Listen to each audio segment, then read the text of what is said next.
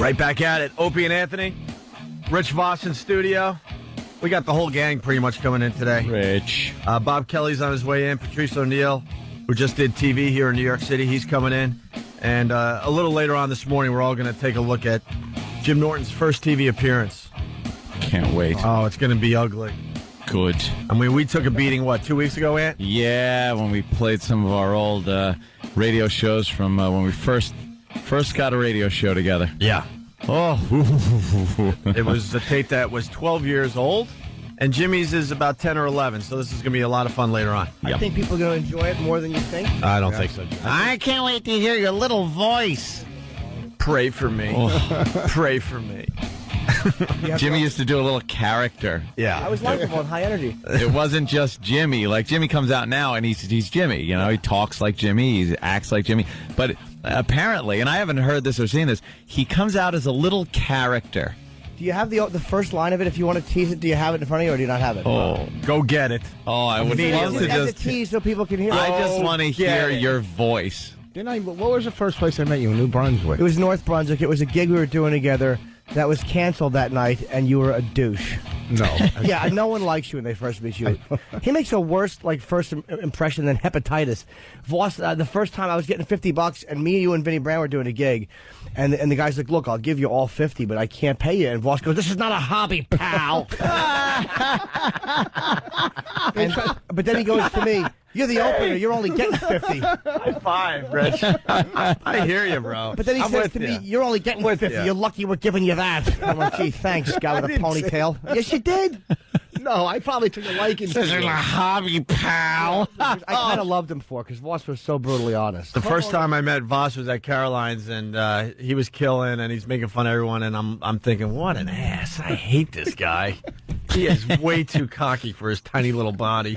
And now we're all friends. I remember hating you, and I even had to talk to you afterwards. I'm like, ugh, I'll never have this guy. Oh, But then something happened. I think you have Norton to thank. I was in here before Norton. Oh, wow. We remember that. I'll tell you the first time. The first time was that lady that touched she held lights. Linger longer. You were in for that? She went through her hand and stuff, and Yeah, she was she with some rocked. Brazilian guy, and I was smashing him. And, Sure. And, Yeah. you remember that? She was standing in water or something. Yeah, it was just the good old days. Hey, Bob. Bob Kelly in studio, too. How'd you get in? It even greased the door. Hey, Bobby. Oh, He's losing weight. I know, he looks good. I gave him a ride home last night, and the car didn't lean as much. oh, It didn't look smashed. like a black guy was driving it. Smashed. Pretty good. All right, Rich. Yeah. Heat down a little? God, he barely sat down. I don't think I even Relax. sat down. I'm telling Rich to relax now. I'm going to actually take you out of the game for just a minute. Okay. You were really good right there. You always end up blowing it.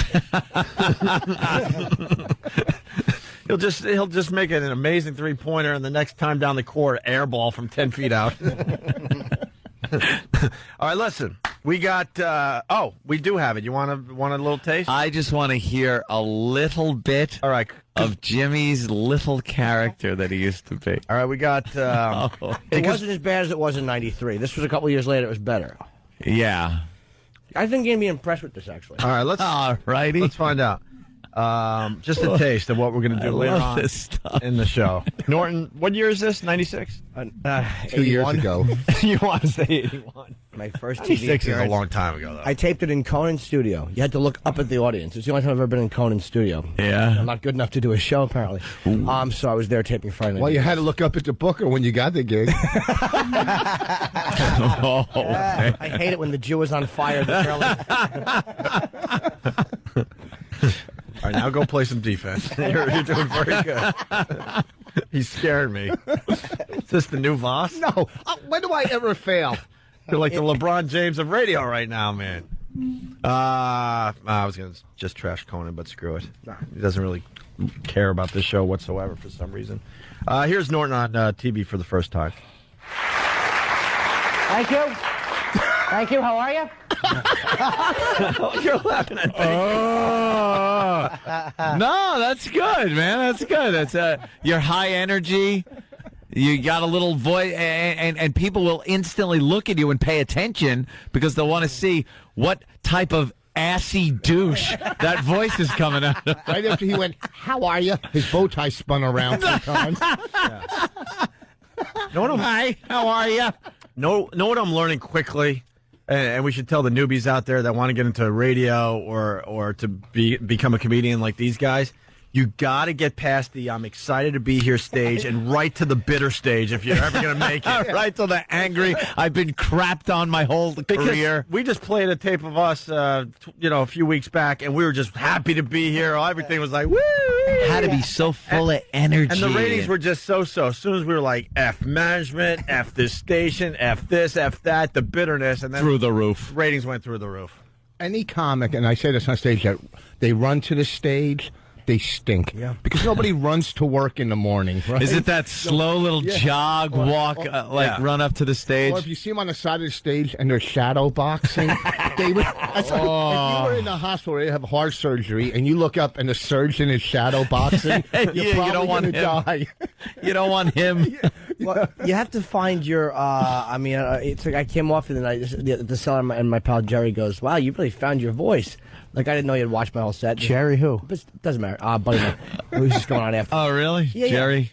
That would be Jerry. Seinfeld. Oh, really? Yeah. I'll say it for Jerry. Now what happened? No, a few nights ago. It just a few nights ago. Yeah, no big deal. Jerry Seinfeld? Yeah, he's in the. So he's you in the found hallway. your voice? He goes, "Wow, Where was it, in the meatpacking district?" Are you feeling okay? Yeah, what's up with the boss? Jeez. You found your He said you really found your Yeah, voice. it was all the political stuff I did. I didn't, know he was there. And he's like, Wow. You really found your voice. Then he goes like Hillary because I was making fun of her voice. And I started talking about her voice. And he goes, no, I'm not talking about her. I'm talking about you. Like, I was so funny. He saw me try to get out of the compliment. I'm so low self-esteem. Yeah. And I'm like, man, I don't know how to take a compliment. So we just we just chatted a couple of minutes about his Larry King interview. You know how it is. Wow, how about that, Bobby? Similar ilk culture. How about that, Bobby? I remember my conversation with him, and it ended with "not you." Not you. If I would have thought, next time I see Jer, I'm going to mention that. Oh, Jer.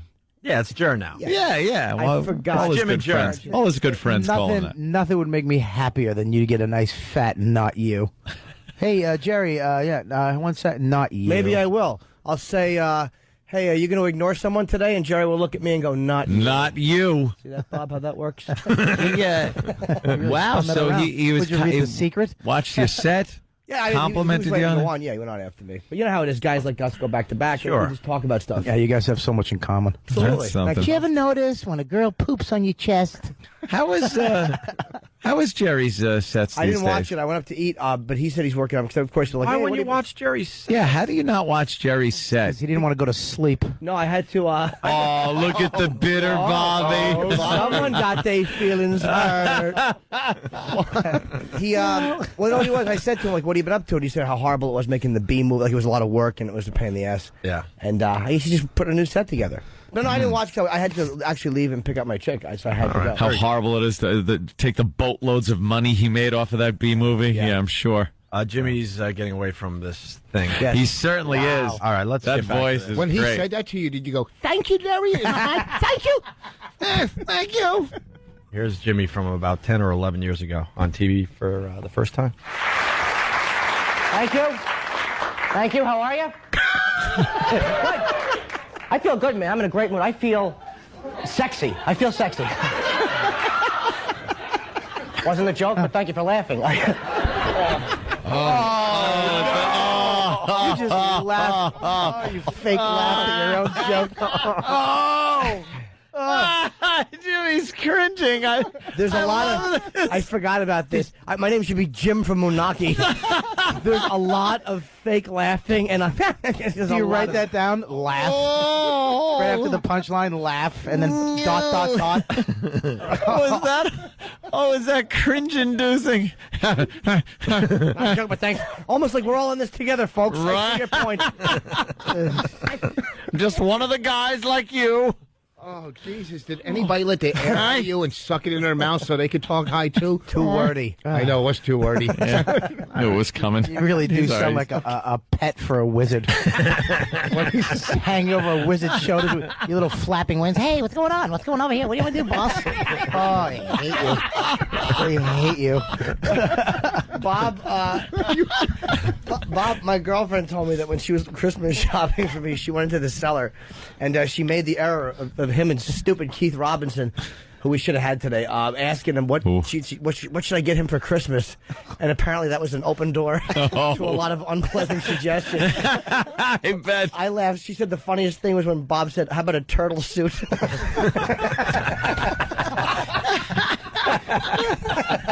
They gave me a beating. And it's going to happen now. Push the button. What were you wearing on this first? I don't know. What were you wearing? Like, I had like a black, I think I had black jeans and a black mock turtleneck.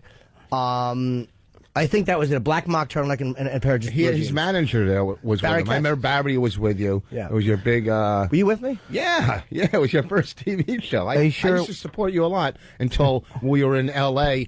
and we were all doing TV tapings, myself, him, and Florentine. We were taping for Louie Anderson's show. Yeah. So they taped, and I went to their show, right? And then the next night I was taping, and they met Dice, and they went with Dice furniture shopping. No, we hung with Dice that night because he could help your career. No, I didn't think he'd ever help my career because I loved him, I idolized him, I looked up to him, so I wanted to, and it did change my life. Through Andrew, I got all this experience, and he brings me to Opie and Anthony. He's holding resentment for how that. Yeah. It was amazing, but it was almost like what's up, Rich? Yeah, it was like Dice. It wasn't like I did it, to hang out with wheels. You sure it wasn't a real turtleneck with just your awful neck? It turned into a mock turtleneck. Yeah, Jimmy makes a good point. It wasn't Yakov Smirnoff. It was Dice. Yeah. I couldn't believe he was there, and he called me in Florentine the next day. Goes, get dressed. We're going to go shopping. I'm like, how do you say no to that? Yeah, it was fun. Hey, Swanson from New York, you're on the show. Swanson. What's up? Norton sounds like the pregnant lady from Fargo. Hi, how are you? Back to the tape. I was younger. All right, back to I wanted to look sexy because it's my first TV taping and there'd be some hot women here and I wanted to look good, so I ran out and spent $15 on a haircut that I could have gotten for free in a mental institution. Horrifying, isn't it? This is awful. Yes. I grew up with a military father, which is why I got this. And I hated that because my father was a drunk, and he was a very embarrassing man to be around because he would take me and my mother out and introduce us to people. It was like, this is my wife, and this is my son, this is for fighting, this is for fun. Okay. Hit the button. I don't want to hear anymore. It's ruining my impression of Jimmy. I assumed you were always brilliant. That was a pretty good joke. The mental institution joke was a good joke, but she laughed over it at the wrong time. I liked the mental institution joke. $15 to follow a haircut that I couldn't got for free in a mental institution. That wasn't a bad opening line. To follow it up with that little singy songy. I was like, "This is my wife," and I grabbed my hug. This is for fighting. This is for fun. Oh, they should crank a box and you should pop out of it. Which one was for fighting?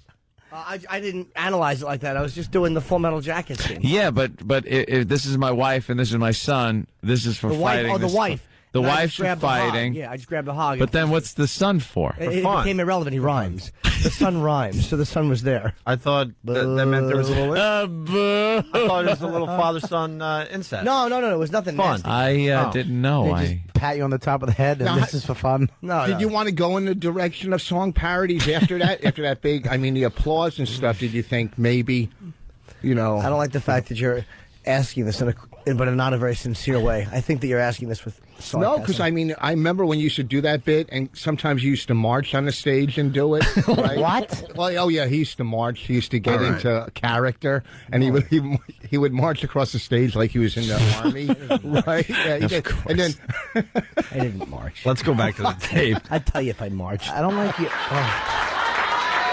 Let them finish laughing.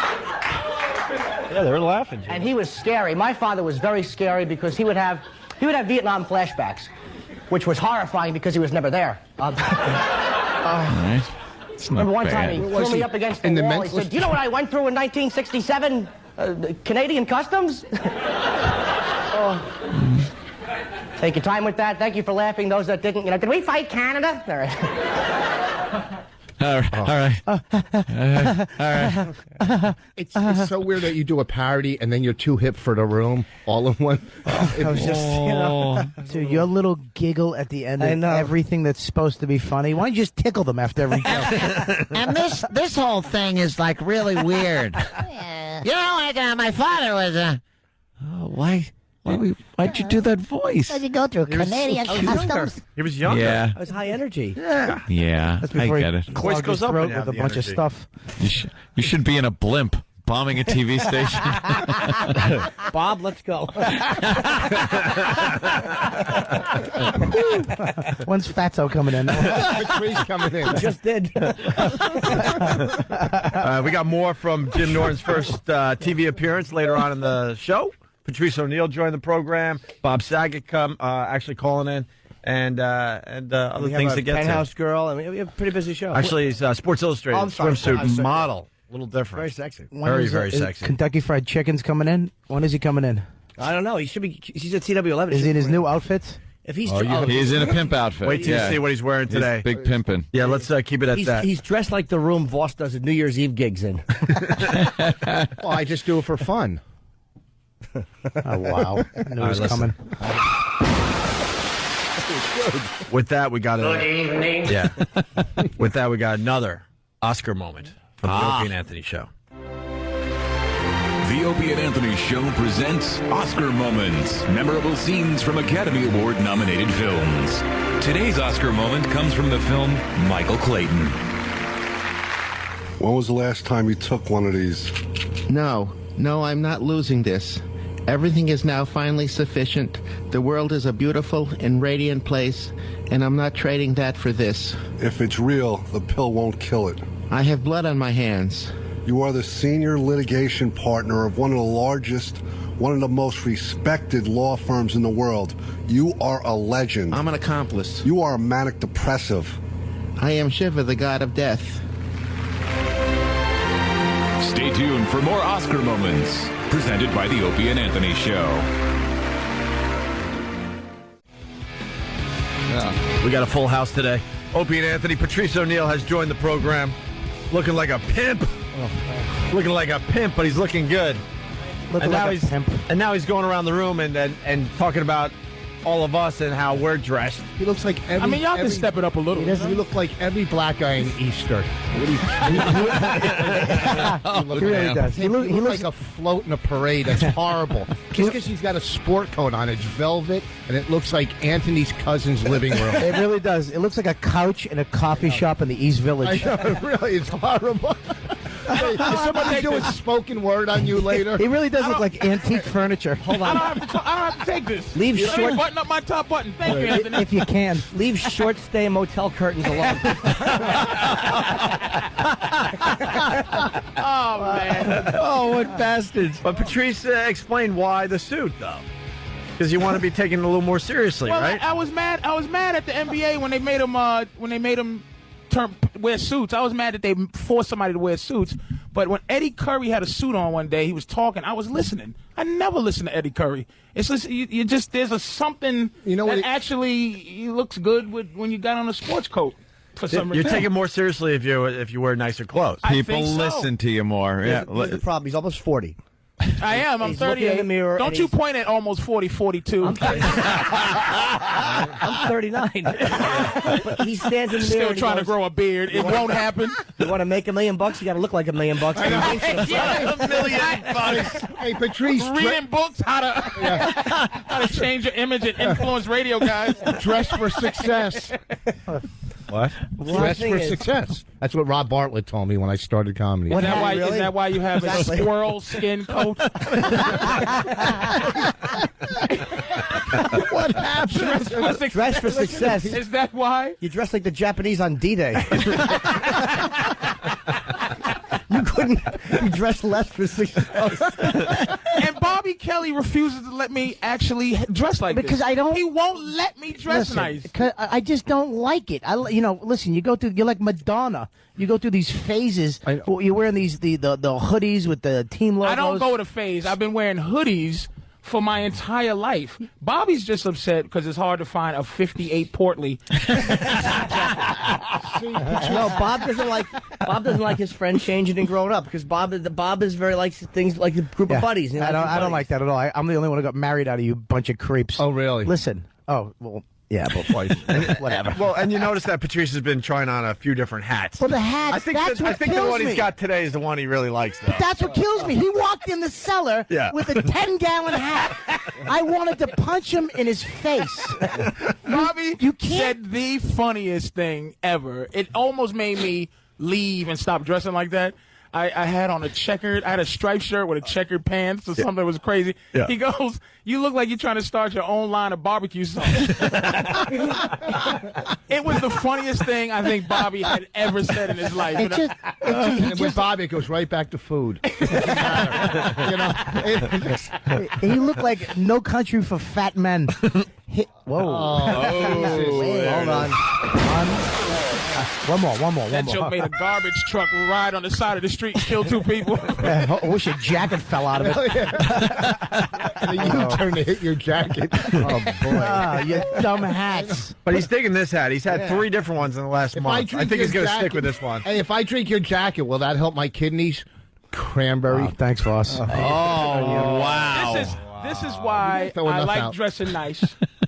But why do you... If this really was bad, Voss would never. I know it looks good because Norton is not trash. It actually did. It looked better. I wanted to hate it, but I saw him on CW11, and it worked. Except the problem is this is what Patrice is. Patrice is fucking. Look at Jimmy. Jimmy's dropping F-bombs. We're angry. No, it just makes us angry. Why are my friends mad at me for wearing a sports jacket? I thought they were going to do trying. When I saw you on CW11, I thought they were going to do the weather in front of you. Oh, can you let Jimmy talk? I don't get it. Damn, like, I had the green one. Green's Opie, but that's take him green. out of the game. It's too late. The problem is Patrice is white What trash. happened, Rich? Patrice is tuxedo top with sweatpants when he's sitting at a desk. Like it's a nice jacket and a nice hat, but then he has blue jeans and frumpy sneakers. He dresses as nice as he has to at any given moment. Maintain something. Patrice, if you get on all 4s, we could play hold 'em on your back. The velvet. Wow. That was a sneaky good one. Oh, damn. I was getting nervous. I wasn't going to get anything for that. All right. Tell him it's not. Yeah, it's I hot should have in went here. with blackjack. It has nothing to do with success. It's just a new voice. It's not hot in here. He's wearing curtains. Look at him sweating. All right, well, so good That was right up. Jimmy's joke. Thank you, Anthony, for publicly announcing that you like my new look. I just thought the second you walked in, you had that on, you had your hat and your jacket on, and you were a bigger presence than you have been when you just walk in wearing your sports jersey and baseball cap. He's 6'5", wearing red velvet. You're acting like it's a star quality when he's a spectacle with a Jewish hat on.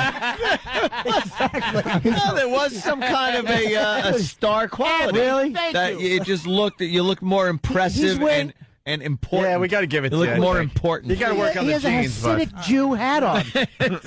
It looks like every guy Kojak arrested. It really does. all right. Hey, He really stinks. let's move on to a little material today. It's going to be just a bash fest. I understand that.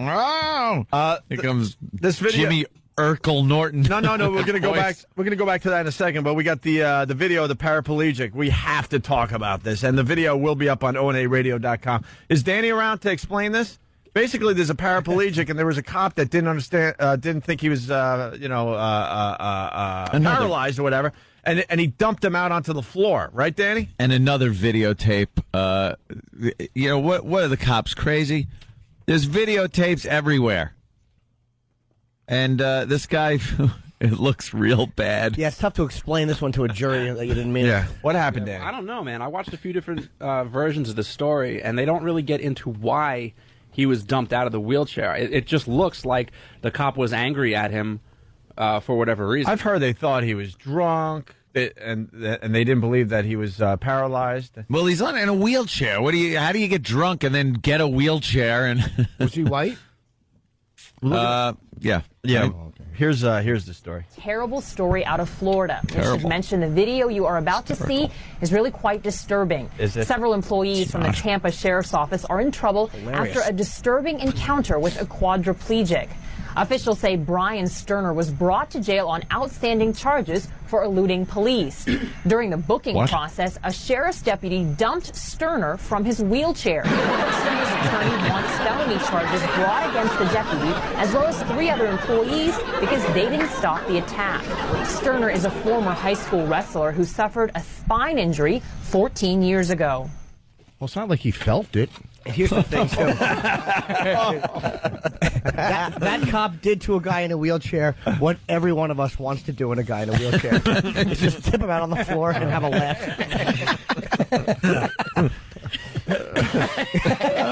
How did he elude him? I know. Yeah, that's the trick. With his thumbs. Nice. Hey, we can know. Use the gas with their thumbs when they drive the cars. So, maybe hid in that crater of a bomb like that. Just amazing. So that video will be up on onaradio.com. Yeah, it's a really funny video. The guy just spills out and the great part is he has movement on the upper top, but the bottom two his legs are just kind of twisted. Like, can you? Yeah, he's just laying there on the floor. Doink. Yeah, but look at it. He's moving and his legs are all twisted sideways and feeling stupid. Feeling stupid. Like Jello on the floor. Yeah. Oh.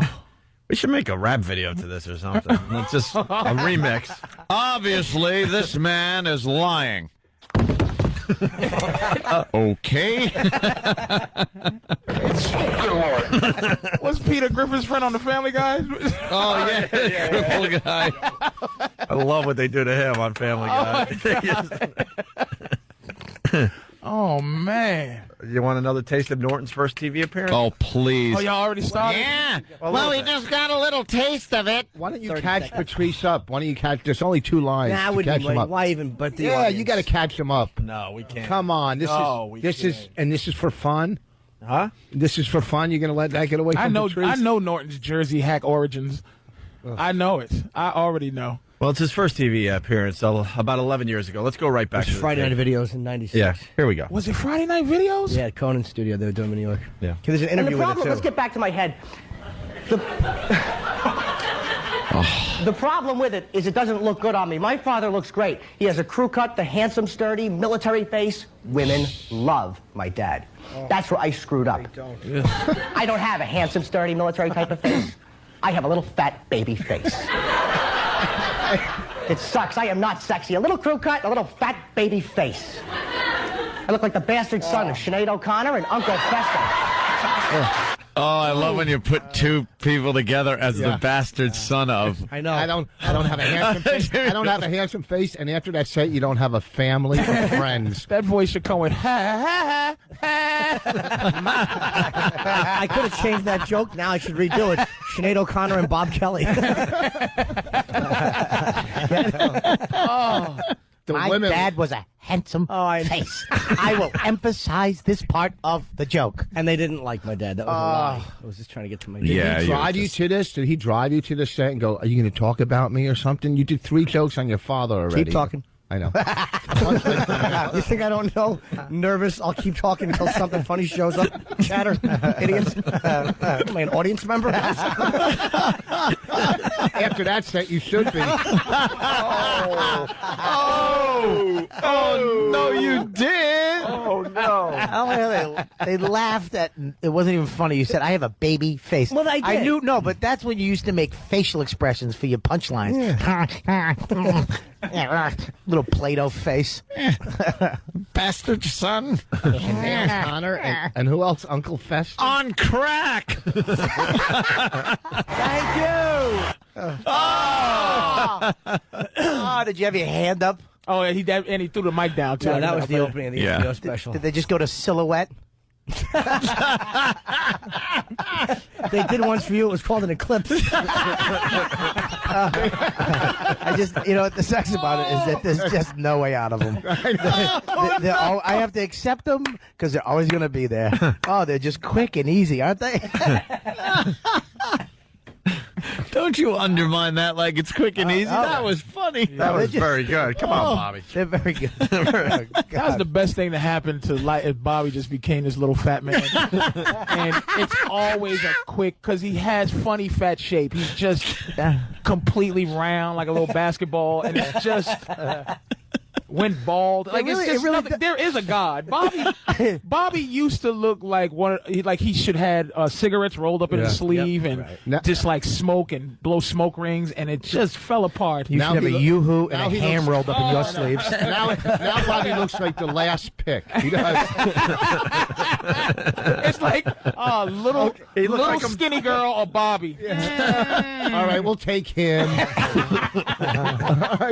You used to look like a movie star. Dude, man. Bobby, First time I met Bobby, I'm like, beautiful, man. Now he looks like a movie theater. I'm surprised they're not showing something on your Now back. he has trouble just moving. It's just amazing to me that he's so much fatter than me. But here's the difference. I know the difference. 4'7". Patrice, you look like a scaffolding accident. He's supposed to be fat? Yeah, Patrice is supposed to be fat. You're not. That's the difference. Wait, it's just if fatness fits me. Patrice is like big. You're like, oh my God, here he comes. You know what I mean? It's like you're very obvious when you walk in the room. Get serious. I get you. And punt. Oh, exactly. All right, let's go back to Norton. Punt. Let's go back to Norton's And then we first can go back TV and talk appearance. about how Voss just did a Larry Ambrose stuff Yeah. from Was it? 1983. Bobby looks like a Tempur-Pedic pillow. Oh, that was a good one. Perfect delivery, too. Oh, not too eager. Oh, Jesus. Oh, my God. You put your head on his back. It's just, yeah, we got it. I know, but Look at him. We got it. we got it. Very relaxed. He was very relaxed with that delivery. Oh, it was perfect delivery. Like his outfit. Very relaxed. Oh, y'all making my head hurt. All right, let's go. Here's Norton. First TV appearance. Horrifying.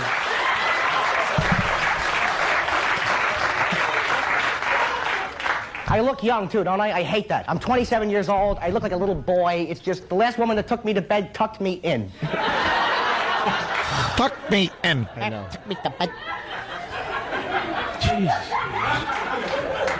I just want to stay home and watch films. You want to see good movies? Forget the stuff that's out now. Watch the stuff from like the 1940s. Best movies ever done. Why? Because they couldn't curse on camera.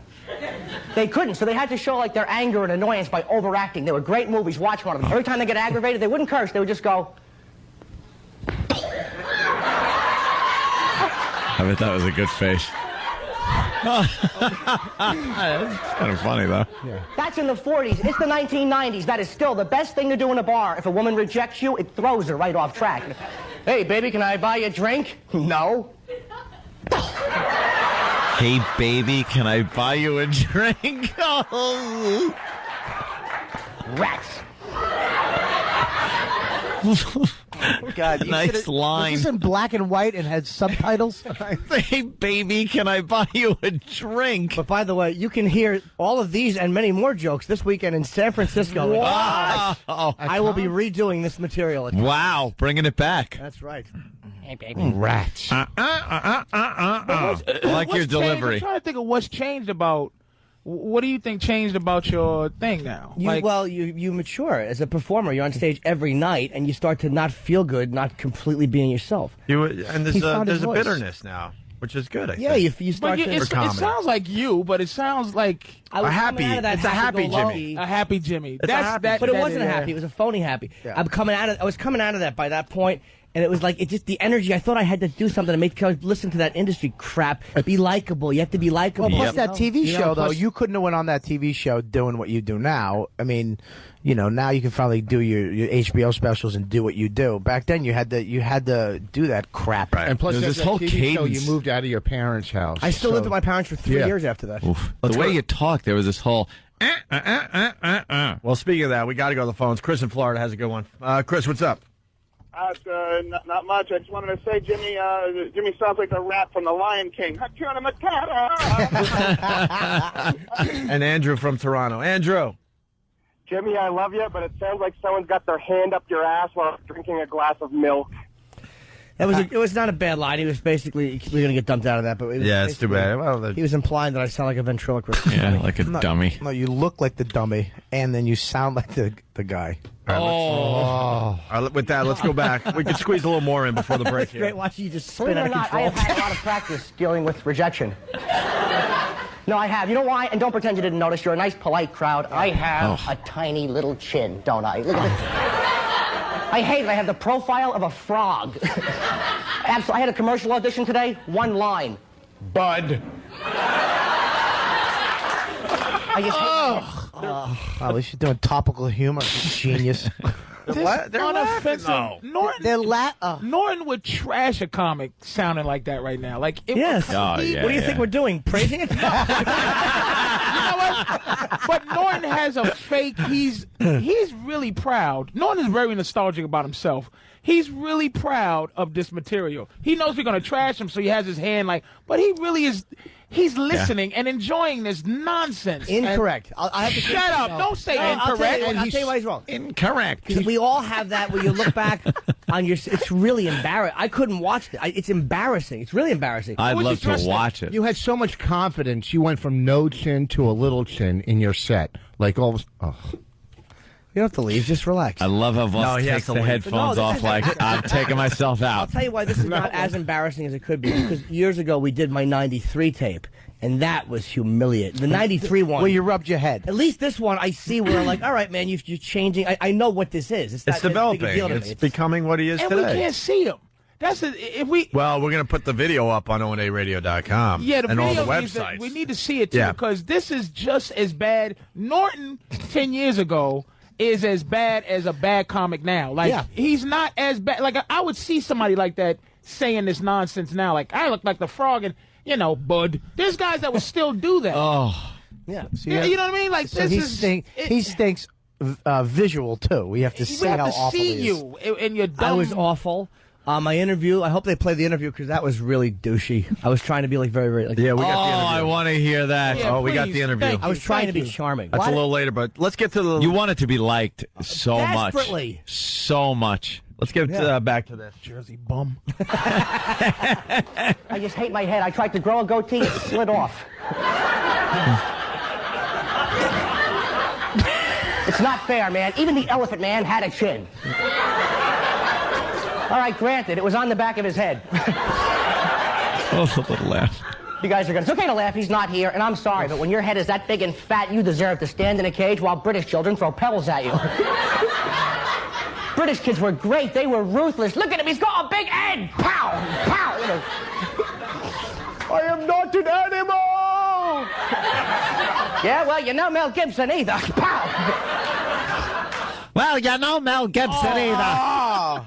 Let me tell you. You couldn't just be regular children. They had to be English. Mel Gibson either. Mel Gibson either. This was a begging for some money set. He was going to show all his arsenal. I was. He does these impersonations. You think it's the real person. He does characters. This was going to skyrocket you to middle on the road, wasn't it? We could make him a paper boy in the new movie. Extra, extra. Let's go to John and Maine. John. Hey, boys, I just want to know why we're watching Simon Birch on the air. That's funny. A lot of people on instant feedback, and this is what I'm getting too. The material isn't bad. Listen, like there's goatee some stuff made me damn laugh. I didn't want to laugh. Yeah, but they're saying your voice and the way you're delivering it, your cadence and your voice is destroying any of the material. It's awful. You sound like when you can have your computer read back your text. Have a goatee slip off your head. Hey, my dad was good looking. You sound like Catherine Hepburn. Catherine Hepburn. That's what it is, Catherine Hepburn. When he said, Mel Gibson either. Come here, you stupid old... They should put you in a cage and throw rocks at you. And then his dumb non-confidence in his jokes because he thought he went too much over the head. He had to give 18 different examples just to let him know it's a elephant man joke, y'all. And he told me it's okay unsure boob. You. It was TV. I was scared. Unsure boob. It's okay to laugh. I am after every punchline. You get it? Right? Get it? Elephant Man. Yeah. All right, we have to break. We got a Sports Illustrated swimsuit model coming in today. Fantastic. Yeah, we got a very busy show. We got today's honoree for Black History Month, Ant. We'll just go right to the tape. It's Opie and Anthony. In honor of Black History Month, the Opie and Anthony Show is honoring black heroes, African-American individuals throughout history, without whom this country would not be the melting pot it is today. Today we honor Mel Stewart, who portrayed Henry Jefferson, brother of George Jefferson, on the classic television sitcom All in the Family. Why didn't Lionel's father come over here? You don't want to know the answer to that. Yes, I do. All right. He said he ain't never stepped into a hunky's household and ain't about to start at the bottom of the heap. They sure don't make TV like that anymore, and they probably never will again. Stay tuned for more icons of black history on the Opie and Anthony Show.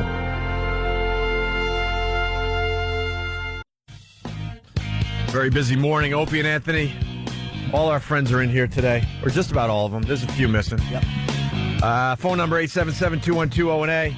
Very busy day. You got Obama winning like crazy last night. You got Roger Clemens and Brian McNamee down there in Washington going at it today, right? Are we going to be able to see that on TV? Who knows? C-SPAN should have it, right? I'm hoping. Oh, yeah. I'm hoping. Mecca of excitement. Yeah, C-SPAN is a bore fest, but, you know, you just throw it on in the background until they get to the juicy stuff. And we have something we're doing today. Rich, we didn't tell you this. But, oh, yeah, we got a little surprise for you. Just a little one. It's not a big deal. But we talk about the acting, and we didn't know you guys were actually going to be able. We're going to have me and Voss do it. But we're going to do a scene together. Oh, really? An acting scene, yeah. And what do I do? You pull up and I go, are you going out tonight? But no, it's we're going to have you do a scene. Rich We're always goofing on Rich's acting and stuff. And Jimmy. Yes. You know, it would be fun to see you guys do a scene, a legitimate scene, and try to, you know. I mean, I don't mind. It sounds like a lot of fun, but we don't have, it's not like I had time to prepare. Neither well, that's just I didn't look at it either. And it's pretty much the fact that you guys are always talking about when you get an audition and you get a script, it's very hard to just do a cold read kind of a thing. I've never done I can't even do I want to see that. Yeah, we want to just see you guys try it off the cuff. I know what we're doing. I think it would be fun. I have an idea of what we're doing. Why not? But I have not, I honestly have not looked at the script. I haven't, I would tell you if I did. Rich, your game, right? I would do one. No, like do you hear his voice, Opie? He's a little nervous. Yeah, I know. That's his Achilles heel, dude. He can't act. He just can't. Did you hear him go? His Achilles torso. Poor guy, he just can't act. Yeah, well, we're gonna. I'm sorry. And I love. I'm just saying it from a loving place. He just cannot act. Oh, really? Turn on American Dreams and watch me play Lenny Bruce. Dude, they walked you through that. You played There was a guy in a green. Rich was. Let me tell you something. Rich was CGI'd on there. He did that in a studio, and then they just plastered it on there when they finally said, "Look, how many more takes do we need? 27." It's the same technology they do to make a dog talk on TV. Rich, you're going to take that. It's pretty good stuff. They did the dancing Ally McBeal baby with Voss. They didn't spend money on the computer animation. They just put some peanut butter on the roof of his mouth, and as he moved his mouth, they dubbed in the words. Do Lenny Bruce. Wilbur. Hold on, Rich. We need 2 microphones, 2 standing mics. Yeah. In the middle of that, in the room. I want 2 mics in stands. If we have them, 2 of them. Can I print it out so I could see it? Because I don't have my glasses. God, listen to him. That's not a bad idea. Do we have the scene yet? You do get, when you go into a room, you do get at least a couple seconds. Do you get a couple of minutes to get a couple look seconds. it over? Right. All right. What are we going to do? Like some kind of what? What kind of? We need like a man's man movie. We got. It was one of a couple things. It was either going to be a Bronx Tale or Goodfellas or possibly Raging Bull. Like they took a scene from one of those films. Oh, we can play Raging Bull, and they already have it printed out. Oh, how about Children of a Lesser God, so he doesn't have to talk? My left foot. I'm my left. Hey, how about the Stephen Hawking story? If Dummy did my left foot, he'd move the right one. Oh, cock. You guys all act like you're Oscar actors. We have a sense of acting skill. Let's say you played a gay doorman once. Yeah. That's pretty good. I mean, he's a big And you got to black keep guy. the coat. Patrice that you is wore here convincing. tonight. Patrice is a good actor. But When Patrice I saw him in the doesn't care about office anything. there in the warehouse scenes, he's you a know. pretty good actor. Look, Angry black guy? Put that disgusting face on and he's looking at the white guy. Angry black guy? Bobby doesn't even have to audition. Bobby just gets on a scale and they go, "You're right." Voss can't cold read him. Can we stop for a second? First of all, Voss, Why? You're playing the big guy. Way Shut better actor than you. Yeah, Bobby can act.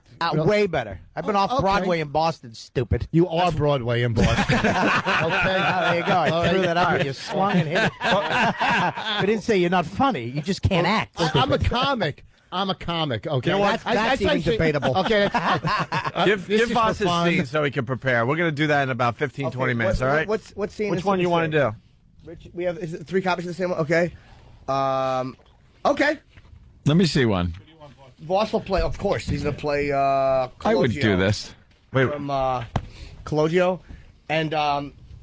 And this, wait, that's going to be mine. And these, we're going to do a scene between, apparently in I Bronx want to Tale. follow along. And apparently, we're going to have other scripts out, too, for the guys. We got one for Anthony. Opie, you want one? Oh, I would love one. And we got to Jimmy. get, we got it for Bobby and Patrice, too. Okay. They're coming. Well, there's 2 right here. So what? It's a scene from Bronx Tale. Oh, okay. Where, I'm Caligula. Caligula. No, this is why you would not get the audition. I saw this movie. I'm Coolio.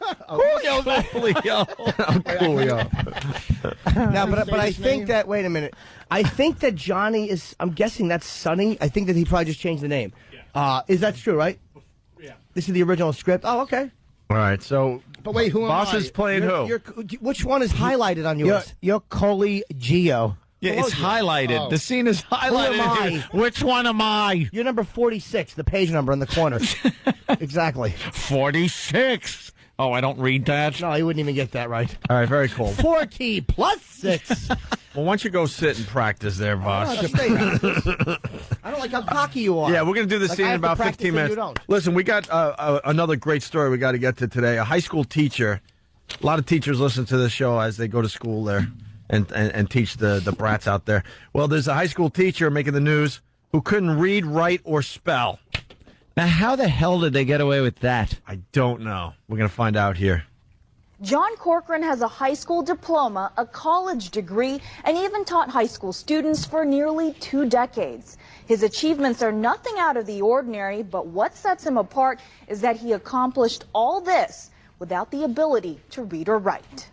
I can remember when I was 8 years old, saying my prayers at night, saying, please God, tomorrow, when it's my turn to read, please let me read. You just pretend like you're invisible. And when the teacher says, Johnny, read, you just wait that teacher out. So he couldn't read. How do you... But not explaining how he became a teacher. By not knowing how to read or write. Right. Or spell. Yeah, how do you then become a teacher and then hold down a job as a teacher? I cheated in every one of my classes. He graduated with a bachelor's degree in education. There's the guy who unable gets a to bachelor's read or write. Ironically, Corcoran's next decision landed him back in the classroom. He got a job during a teacher's shortage. They gave almost all the college graduates in education a job. For 17 years, Corcoran taught high school for the Oceanside School District. He relied on teachers' assistants for help and oral lesson plans. But at the age of 48, a change of heart. It's embarrassing for me, and it's embarrassing for this nation.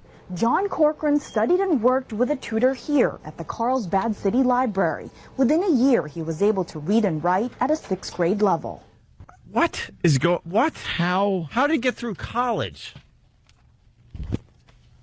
Yeah. Did he have this other doesn't people? make any sense. We need more info. Did he have people writing the papers for him? Like, how did he, read the questions on the test? He said he cheated. All right, fine. How did he cheat, though, if he can't read, write, or spell? Yeah. And then he's a teacher. And then he's a teacher, and no one is suspicious that he's using teacher, aids and stuff? And what, oral... They said something like he just handed out, oral subjects? Yeah. Like people had to answer, get up in front of the class and just say their report? How did you know to give him an A, B, C, or D? What do you give him smiley faces? What does this mean? I got a Q. You got a Q. Right. How did I do? I gave you an upside down boomerang with a line through it. Right. Oh my God! Everyone's getting their test back, and they're going around the room. I got a unicorn sticker. What does that mean? What is a mushroom? Right. A fingerprint. I got 3 fingerprints and a rainbow. What is this? Oh my God! How did he give us a grade? Corcoran is now an education advocate. His goal is to create a bridge to literacy. If we would just teach our people how to read and write and spell, we would give them a fair chance. A chance he hopes to give to others by sharing his amazing story. Cheating. We got someone from Nevada. Don't be so shocked. Rich Voss became a comedian, and he's not funny. All right, whatever. The boss is in the bathroom right now. Yeah. With his lines. He's practicing. He's Is he actually saying them? He didn't want to say them in here, so now he's going to go. He just called Bonnie. No, he just called Bonnie. He's doing them over the. Why is he freaking out? Bonnie, read with me. It's just us two. It's just because we goof on him so much about his acting. They goof on me about my acting too. Yeah. They call me Lucky Louie. I was silent film acting. I got from that. We realized, and at the end, every one of your little scenes, it was Swallow a first. facial expression. Why, Rich? Oh, with your script? I know. Yeah, because you could go to the bathroom while we're in commercials. Oh. Yeah. And what are you doing? No, he's nervous. Let him do it. Well, I'm not nervous at all. He called. You know I'm a better actor. That's okay. I'm a comic. What? And no. How defeated that was, by the way. Thank you. Yeah, I'm a comic. I didn't have the right I'll word. tell you what. You show up at Catch a Rising Star in Rhode Island this weekend. I can't. I'll be at Cobb's in San Francisco. Oh. Stop by. Hey, you know what? You're at Cobb's this week. What time do you get off work? Because Friday night our specials there, our new ones on Good Comedy one. Central. You know what? That was a dueling plug. Yeah. Wow. Stupid did well. See, he can improv. Plugs. I wish you could improve.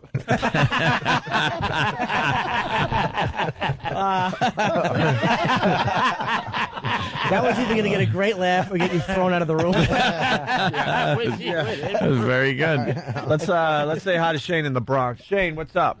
Good morning, gentlemen. Hey, Hope met your sister at F.H. Riley's. Very, very nice girl. I think I'm having deja vu. Yeah, you are. I say Okay. it every time I call. All right. F.H. Riley's, 400 New York Avenue in the heart of Huntington Village. I'll be there all weekend long. Let's have some fun this weekend. All right, Shane, what's up? Rich's acting is so horrible, he would screw up the line from the Indian from One Flew Over the Cuckoo's Nest. He didn't talk.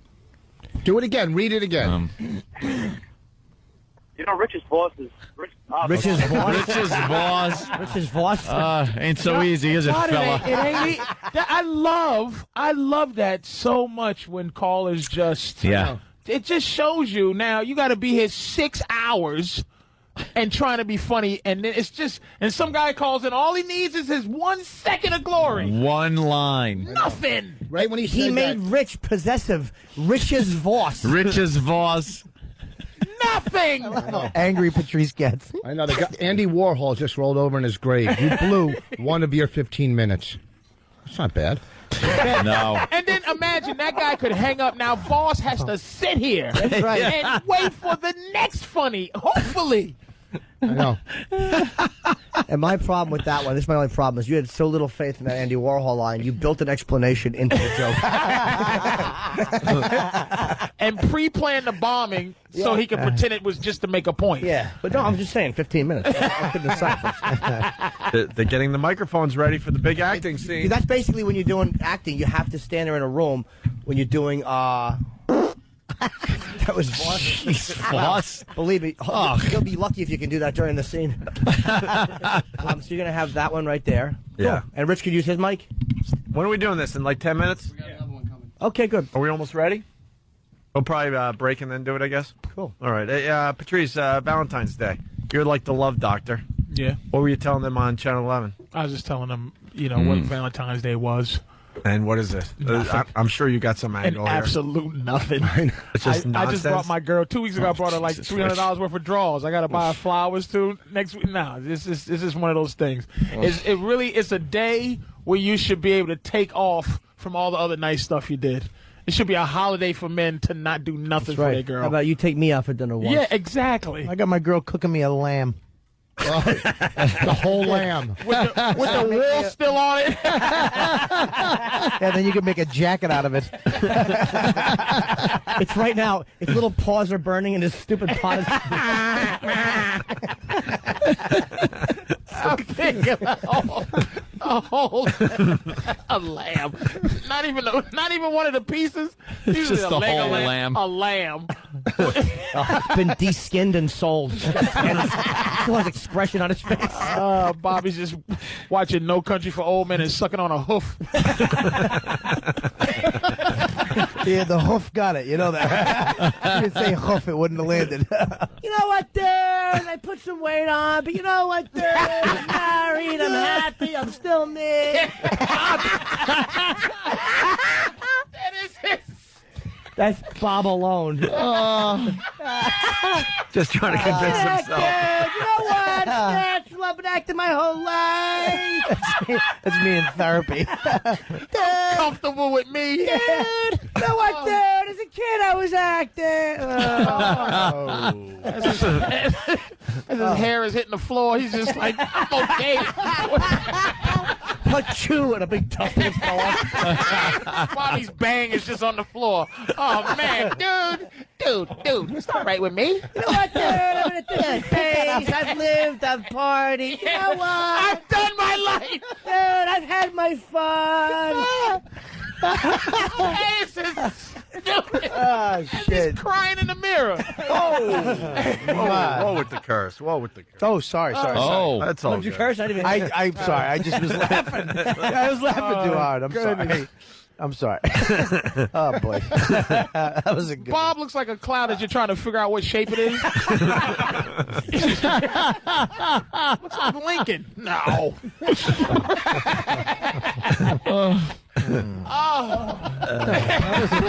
is Anthony doing? You've been staring at your iPhone for 10 minutes. Join the club. I'm laughing at you. You haven't laughed in one second. Everybody Cloud. I laughed at the cloud joke very hard. All right, you geek. Trying Just to look figure up out from your what iPhone. trying to figure out what shape you are. Mike from Rockaway asked, what is Bobby's girlfriend making for herself? Reservations. Voss. What's wrong with you? I love Voss. Wow. That's, all right. You don't have to stop on every line. Well, You just messed up it's like one of those old trains where they throw a coal in and one of the shovels just misses. And it's just the train just stops. What? You just stop the train. What train? What are you talking about? It was momentum. First of all, update your analogies, fatso. Oh, Jesus. Oh, wow. What is a coal with a train Bobby and calling Patrice black. Oh, God. Oh. Wow. It's a pileup. It's a pileup. The tracks are icy. See, another train. I was with you on the train when I got it. Wow. All right. We got the Sports Illustrated swimsuit model. Okay, cool. Oh, man. She's going to be scared when she comes in here today. And we'll do some acting. We got like 10 guys. Acting. And that's just on the couch. And then okay. It's just Voss. It's just Bobby and Patrice on the couch. Yeah. And he was basically saying that the mass of those two. Yeah. Well, make 10 men. 10 men. Yeah. Exaggerate humor. I'm a big fan of that. Oh, really? Yeah, I am actually. What is she going to... Wow. That's going to get interesting after the break. Opie's funny. Opie really is like feeling like we're being really too mean to Voss, and he's giving Voss encouragement. I know he's doing I am a fan of what Voss... I like that. Oh, no, that was sarcastic. That was. It's okay, buckaroo. Forget. I just want him to do well. You just kind of gently over it. Voss runs very hot and cold. Like when he's cold, he's cold, but when he's hot, he's very, very Voss deadly. it's either a train wreck or a classic. Yeah, he has no middle ground. Well, Voss is like the little leaguer that closes his eyes and hopes for the best, and every swings away. Every once in a while, he connects it. Yay! It's a good one. A 57-year-old bad news bear. I kind of like it. You're doing baseball anyway with the bad news Yeah, it bear. works. Yeah, why not? I mean, it was. Pray for me. All right, quick break. One of my My favorites. father was a good-looking man. Quick break and we'll continue. Opie and Anthony and the whole gang today. Getting real busy in here. I got to remind people, though, you got a chance to win $2,000. We're looking for original animated bits from our show. You know, Coke Logic is the king of the animation, and a lot of his stuff is featured on onaradio.com. Also featured on, iTunes in the podcast section? Yep. You can download those for free, Opie and Anthony bits that are animated through iTunes in the podcast section. Not asking for any money. You can just download for free. Anyway, go to onaradio.com for details on how you could win $2,000 by animating some of our bits, just like Coke Logic. Courtesy of Be Kind Rewind. You name it, we shoot it in theaters February 22nd. Could someone fix Rich's mic? What's wrong, He Rich? completely broke it. He's losing his mind, I think. He really is just losing it. Hold on, Kenny's going to test those two. Kenny? I don't know. Which ones are they? Which one is it? This one? This one. This one? What? That one? Wow, we just pushed 3 different buttons. Okay, go ahead, Kenny. Hello, GH. Test that one. Hello, GH. Okay, good. Thank you. They're both working. And we have Danielle come. Wow. She's hot. It's depressing. Bringing tears to your eyes, Jimmy? She's a supermodel from Brazil. She's 21. Daniela Sarayiba, I think is how you say her name. Yeah, and she's Sports Illustrated swimsuit model. Oh, yes. And hi. She certainly is. Are you real? Really go for your dad. Are you real? I'm real. Oh my! Is she real? If you only can touch. What? You said you can touch. Oh, you don't want to say that to this crew. Yeah, we do. So you're in this month's Sports Illustrated swimsuit issue. Yeah, for my 4th time, I'm in Sports Illustrated swimsuit. It's amazing being there. 4 times? My 4th year, actually. 4th year. Wow. And this is actually wearing the exact opposite of what you could have worn in the Sports Illustrated. A big, heavy sweater. I know, it's very cold out.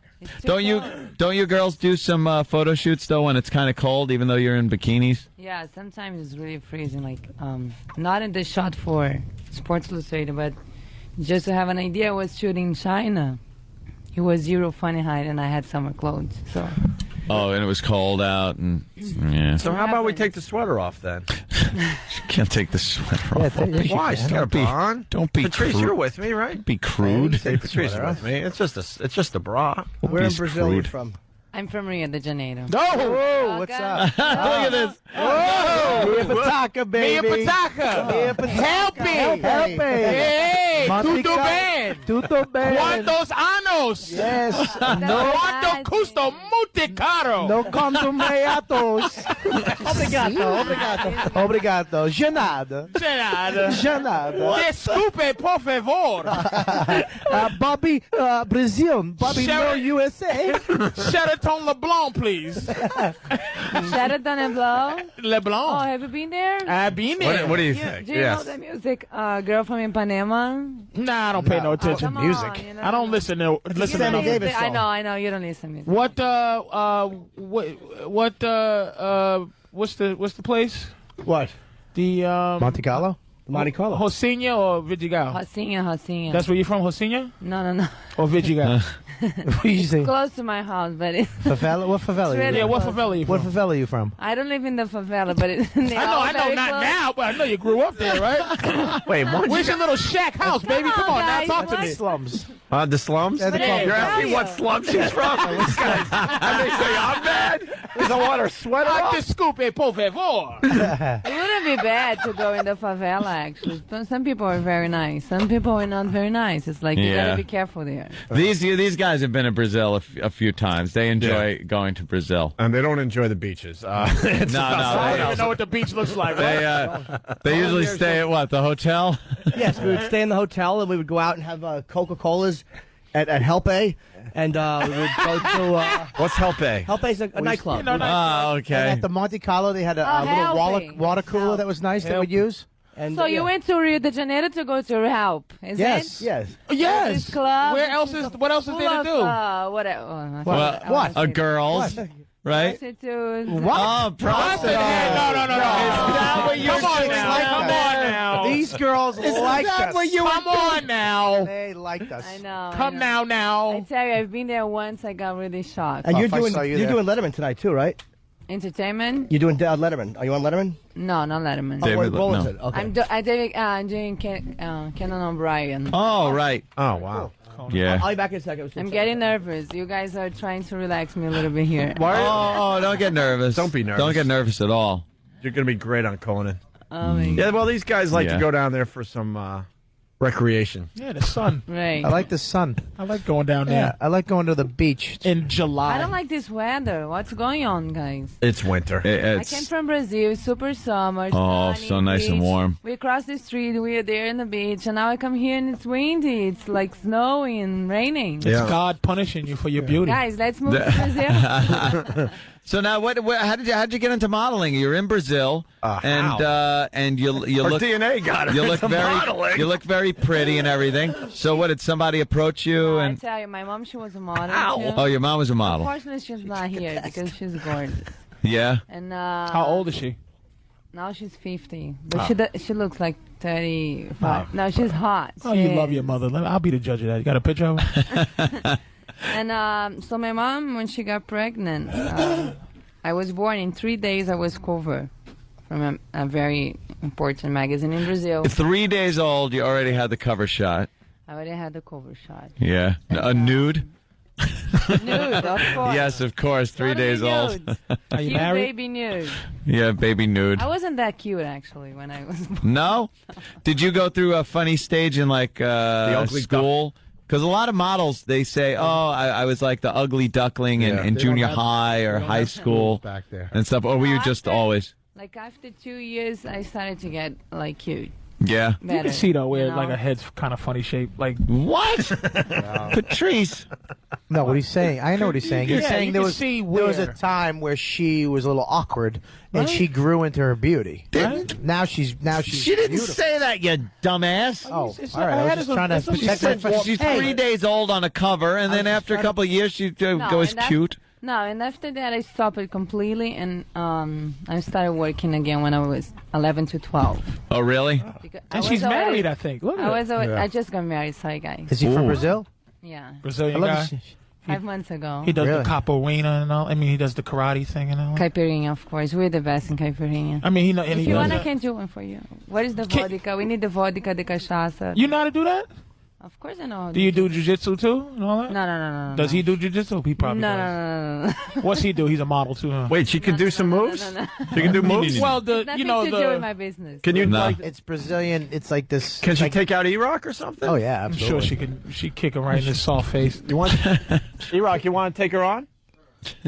How old is your husband? Why? Yeah, what the hell is that? Okay. I'm curious because she's 21. I want to know. No, I'm 23, guys. So you're 23, and Yeah. and I want. If I you was want just to say I'm wondering. 21, I'd be happy. So you're 23, but I was wondering because it's you just try to understand where you coming from. Is it an older man or is it your age? No, he's 34. Delicious. Oh, okay. It's perfect. I Yeah. don't like a young guys. No. No. Me neither. No, they're probably just, No, it's too. you're a too model. Babies. Yeah. Yeah, they come It too has to be fast. like 11 years different. 8 to 11. 8 to 11 years old? Difference. Yeah, that's different. And what attracted you to him? Huh? What attracted you to him? Electricity. He got out there for fellas. Come on. All right, listen. We gotta. Yeah, can you hang out? Because these guys got to do a Quick scene acting really fast. We're gonna just hang out though. We'll promote. Yeah, but Sports Illustrated swimsuit issue, right? Yeah. We can't. Conan tonight. It's her name is Daniela Sariba. Saraiba. Yeah. Saraiba. And how tall are you? 5'10". 5'10", brunette, beautiful, just beautiful. Gorgeous. Okay, Rich, you want to come up? Let's go to the thing. We're going to do Voss's scene. They're going to do a little scene. We're going to do a scene from A Bronx Tale. Watch and enjoy. Turn the mic towards that one. Turn the mics together. Yeah, I think so. That's the way we would do it in an audition. Let me just prep this a little bit. All right, so wait, why don't we explain what's going on? Because she's a little confused. She's just wandering around. Just stay there. That's fine. You you can just watch for a little while. Basically, Rich Voss talks about how he sucks at auditions, right, Rich? Yes, hold on. Okay, here we go. And a lot of times you guys got to do cold reads, right? Yes. Way to go, Steve. That was the So big... Voss is going to do a cold read. He's going to do... Look at this dumb. Oh, my God. Look at Voss's retarded, stupid face. We just set He up wants Voss. to call his mother. We just set up Voss so bad. Steve, the worst timing in radio, by the way. Not at all. He told me to. No, we needed the big setup, but Jimmy was going to do the scene with Rich Voss, a cold scene. But actually, Jimmy was never going to do a scene with Rich Voss. No. Chazz Palminteri is going to be doing a scene. Chazz Palminteri. His hands. You can feel his hands. They're wiggling. His little fingers can't stop moving. It's Chazz Palminteri. Who, by the way, wrote this. Yes. Bronx Tale, which he's performing alone, a one-man show on Which we Broadway. saw and we loved. Amazing. We had a man Voss, talking about it, yeah. He's trying his best to figure out something funny to say to get him out of this weird pain he's in. Did you watch Last Comic Standing? Ain't gonna help you. Hey, Chazz, how are you, buddy? All right, man. How you doing? Good to see you again. Chazz actually extended his run at the Winfoot Theater yet? At the Walter Kerr Theater on 48th. Until February 24th, so a little over a week. You got, 11 days. 11 more days, and then it's done. And I'm telling you, Jimmy and I saw it with our girls, and we absolutely loved it. It's a one-man play. show is amazing. It's absolutely amazing. Is this the play or this is the movie? This is from the film, but when Chazz does the play, does the whole thing by himself. It's a one. It's an amazing work of art. It's how he originally did it. So he knows the lines. Dude, he's the only guy on stage. This is how the movie was made back in the day, and now he's going backwards. I heard to redo the one-man show. On, yeah. By the way, one of the best stories I've ever heard in terms of. Oh yeah. Very inspirational story, dude. Your whole story is great. Oh, thanks very much. Beautiful, He stuck to his guns and said, "I'll do this myself." Beautiful. It was a beautiful. Yeah. So let me give out the number for tickets: 212-239-6900. The run does end February 24th here in New York. Look at Voss wants to jump out that window. Voss is a twitching mess. His hands, his little fingers. Look at him. It's like playing the piano. You all right? Sir, what did that sweaty little hand feel like? Did it feel like you were at an oyster bar? Just his dead little slug hands, all nervous. He's sweating. We set up Rich really bad, man. Really bad. He thought he was doing a scene with Norton. He's fixing his tie that he doesn't even have on. He's like, I tell you. Chazz, by the way, that's Daniela. She's in the Sports Illustrated swimsuit issue. Hi, how are you? She has way too many clothes on. She's pretty you ever much. see Bronx Tale, beautiful? Huh? You ever see the Bronx Tale? On the plane? No. It's one of the great American movies of all time. Sort of like Children of God. No, City of God. Yeah, of course. It's bigger than that. Yeah. Oh, nice. So Voss is going to play, of course, C and Chad. Now, when you wrote this, I noticed in the script it's Johnny, but originally that changed. That was originally Johnny is now Sonny, right? Yeah. Okay. Yeah. So, but Voss is going to play C. Just for we only have a short scene. Yeah. And any direction you might want to give Rich as far as how he should be delivering these lines. Yeah, from my car. Will go. This is so epic. In one ear and out the other. This is so epic. By the way, these guys didn't know either. The only ones that knew. You understand No how one knew. epic? He was going to have a hard time with No Neck Jim. Never mind. Chazz. This Chazz is Palminteri. This is the guy I didn't that even know that wrote was it. him for a second. Like he looks like a rocker from back in the day. I thought it was some rocker Reed or something. I'm somebody. like, what? Right. Hey, Okay. he's a stand-up comic. Come on. I mean, But he's also, he fancies himself quite an actor. Oh, I do, really? That's why we put... You were bragging about come on, you were just... I played Lenny Bruce. Play the clip. No. We're going to watch this time clip. to prepare. But you know what? It's no problem. All right, look at this fake bravado. I know. I know, I'm a mess. I really. Well, you really is trying to get confidence attacking his friends. Just focus on relax, Chazz's eyes. You're a stand-up comic. You don't have to tell you to relax. Come on. No. And he's got sunglasses on. I can't do what you guys do, man. So come on. You don't need to. We're desperate. Yeah, you don't need to. You can act. You don't have to. Yes, you can. Look at them. All you have to do is buy a sandwich. You're bombing in front of Chad. Rich, what's wrong with you? Just relax. Just I'm very relaxed. breathe in. Yeah. Now hold it. Fun. What are you kidding me? I haven't done Don't this. let it out. I can't believe I'm doing this here for you guys, but I guess we greatly appreciate it. Well, Chad, the pressure. You have is no definitely- idea. They'll be talking about this one for a while. The pressure is not on you. The Rich Voss setup. You could just pretty much read it. We want to see what Rich can do with it. Yeah. You've proven pretty All much. right, come on, Rich. Let's see what you got here. Let's go. Don't screw up my words. Huh? Go ahead.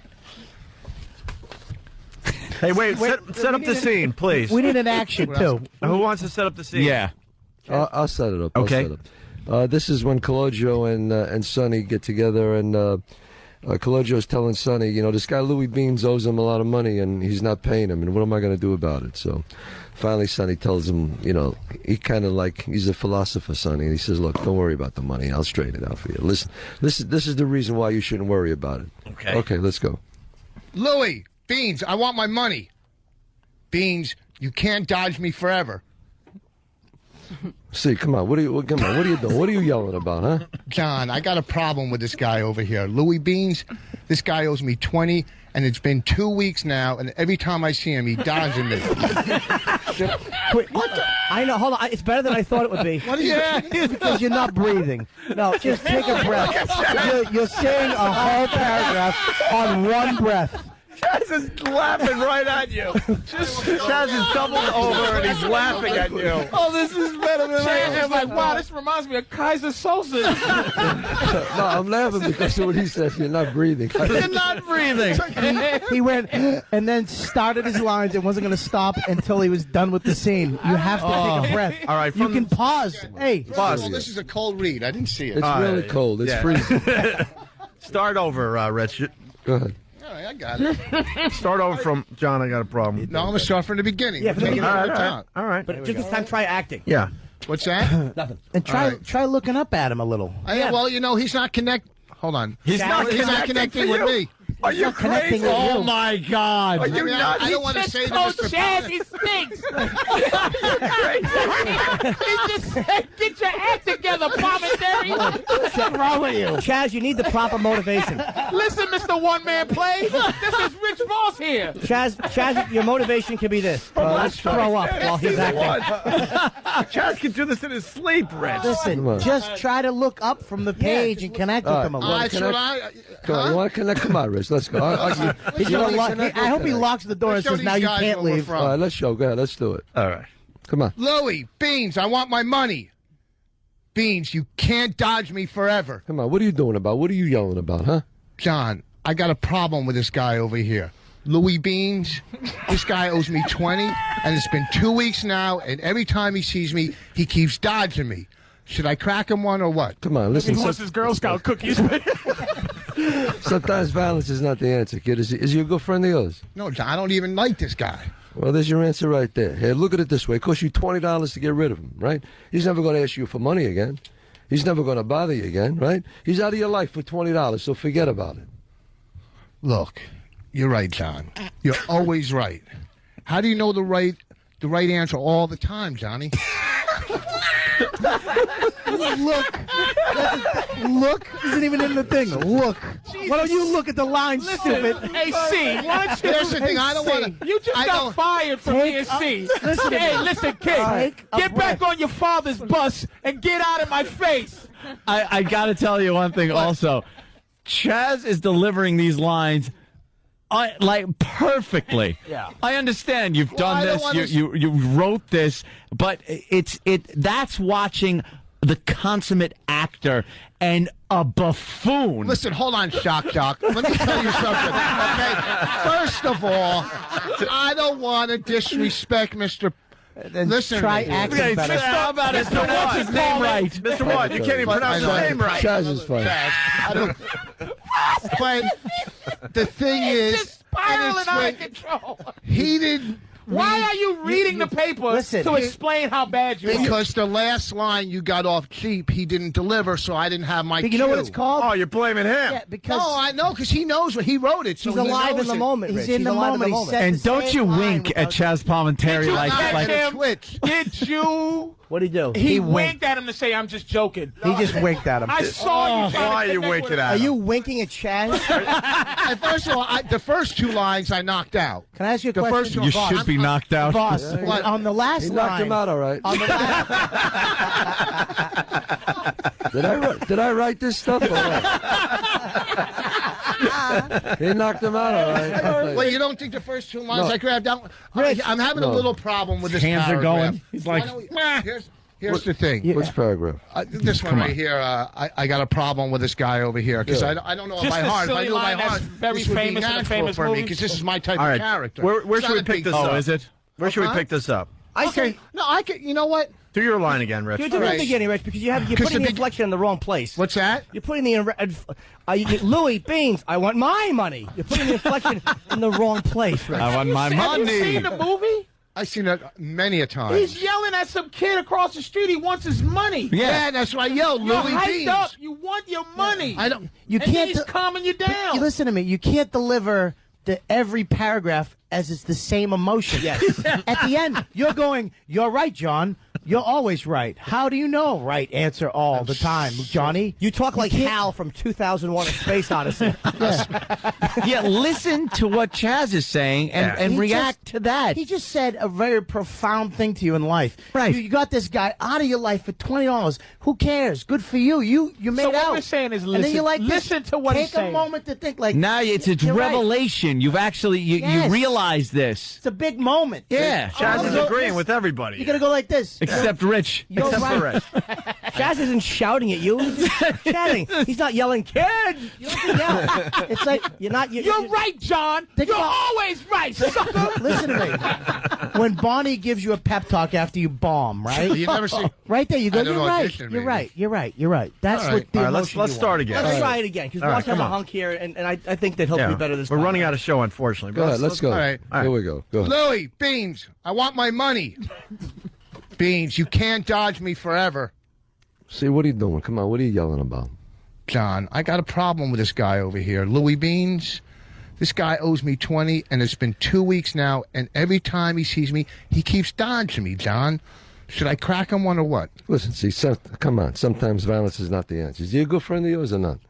Nah, John, I don't even like him. Well, there's your answer right there. Look at it this way. It costs you $20 to get rid of him. He's never going to ask you for money again. He's never going to bother you again. He's out of your life for $20. Come on, you got him cheap. You're right, John. You're always right. How do you know the right answer all the time, Johnny? Well, I try to keep my eyes and ears open all the time, and I read. You read? Yeah, I read. Come on, let's go to Mario's next door and get something to eat. What do you read? You know, I read things, I read philosophy. Philosophy? You read philosophy? Come on, John. Sure, you ever hear of Machiavelli? Who? Come on, Nick Machiavelli. I only wish Boss had to say that word. Wait, Who's Mark Velli? Wait, you're saying that would be more like a real life thing with him. Like, hey man, don't argue with the guy for $20. Who? What? That's all Boss should ever say is words with W in it. What? He's doing a good job. You don't think that was better? No, that was better. It was better. Okay, I guarantee we do it one more time. I knock it. No. No. It's over. It's over. Next. Chazz threw in the towel on his own work. That's wonderful, Rich. You were better, except when you didn't know the guy. I got a problem with this guy over here. Louie Beans? Yeah, I didn't say that. Shut up. Yes, you did. You scared Chazz on who? He actually jumped. Louie Beans? There's no animals in this picture. There's an owl. And if you want to see a Bronx Tale, we got a plug. If you want to see a Bronx Tale done properly, Oh my God, yeah. It's a one person. It really is a work of art, man. It's at the Walter Kerr Theater here in New York on West 48th Street. The run has been extended and it ends February the 24th. For tickets, 212-239-6900. It's telecharge.com, and you get to watch Chazz alone on stage for 90 minutes. People have been raving about this, too. I went. know so many people that have gone to see it, and nothing but raves. Amazing work. I've never seen a faster standing ovation in my life. Yeah. People got up immediately, and you were hilarious. Oh, I'm sorry. I mean, hilarious on that stage. 212-239-6200. I have it wrong on the sheet here. 6200. Yeah, it was amazing, and it was an hour and a half. You never once feel like you want to get up and go to the bathroom. Maybe you should go see it, Rich. One act, yeah. Maybe you should go see it. Come on, see it. Come and see it. Go see it 17 times. You're the worst actor I've ever seen. Yeah, but I'm a stand-up comic. So am I, but I can act. Yeah, but you know what? I'm a brilliant stand-up comic. No, let's not get carried away. Yeah, exactly. All right, I'm okay. Exactly. Hey, Homonyms Rich. a gay nim. How nervous were you, Rich, when you saw Chazz come through that door? A little nervous. Opie, I was nervous. A little nervous. Yeah, we didn't tell you guys either. We wanted this to be a big surprise. Okay, here's the thing. And we appreciate Chazz playing along, by the way. We weren't even sure he was going to do this for Chazz us. didn't know. I just went and asked him in the green room if he would do it. He's like, yeah. And, That's pretty cool, we wanted man. the committee who's going to plug a Bronx Tale. I'm like, what better way than to see it done half right and half horrendously? So if you want to see it done all right, you're going to go check it out. I'm not even just raving because you're here, man. It really was a moving, unbelievably a great piece of work. I appreciate that, guys. Thanks a lot. Now, Rich, go audition for a revival of Newsies. Extra. All right, we're running out of show, unfortunately. I have a pilot coming. Thanks a lot, fellas. Chazz, amazing. You're not leaving, are you? Thank you so much. Yeah, we're Well, we're leaving here. Time is ticking. And we have to Daniela. thank Daniela, too. She is in this month's Sports Illustrated swimsuit model. Oh, God, life. Fantastic. And we got, Jimmy, we got directdaniela.com, right? Yeah, this is a website with Taco Bell where you can be my photographer. Really? Oh, wow. DirectDaniela.com. Taco Bell and you? That sounds good to me. I think something together with Taco we should Bell be able to take pictures of you. Yeah. You lose the sweater, and we'll do a little photo shoot. Was that funny, Danielle? Oh, I love it. Was that funny with Rich Voss and Chazz? Amazing. That was good, right? All right, everyone's just talking to Chazz now. We should get out of here. All right. Yeah. Now we're all just getting up and gushing. Thank you to the great Chazz Palminteri for going along with this. Bronx Tale at the Walter Kerr Theater. The run ends February 24th. See it as it was originally designed to be seen as a one-man play, man. It really is beautiful. Absolutely. And directdaniela.com. She's just stunning. Beautiful. Sports Illustrated swimsuit issue that comes out today. Yeah. I like when you stretch, by the way. That's very... It's cute, right? Any other plugs, Rich? What do you got, man? This weekend, Catch a Rising Star in Rhode Island. Thursday, Friday, and Saturday. And also Friday night, my new half-an-hour Comedy Central special. Hey, that's really cool. And then we got Jimmy in San Francisco this weekend. Comedy Club, yes. And Patrice, what are you promoting? I'm at Stand Up New York all weekend. Special Valentine's Day shows. Oh, look at you. Yes, sir. And Bobby? Cleveland, February Improv. 20th. At Cleveland Improv, February 20th to the 24th. Next weekend, basically. Yeah. Starting next on... weekend. Wait, the I think 20th? it's Wednesday. Yeah, Wednesday. I'm doing Oh, you Wednesday, are doing them. Wednesday to Sunday. So Wow, that's tickets cool. now. All right, we're heading over to XM. Thanks, guys. Thanks for listening to us. We appreciate it. Have a great day. No, you're not. All right, here we are. XM Satellite Radio, trying to get all the... say something, Bobby. Testing 1, 2, Voss. All right, I got you. All right, we're all on. Hey, Right. a couple things really fast. The Voss Chazz Palminteri thing was just amazing. That's one for the ages. What a classic moment right there. I was telling the guys on the way over that the funniest moment on the show, though, I don't even know if the listeners appreciated it. I hope so. I think the people that have been with us for a long time know.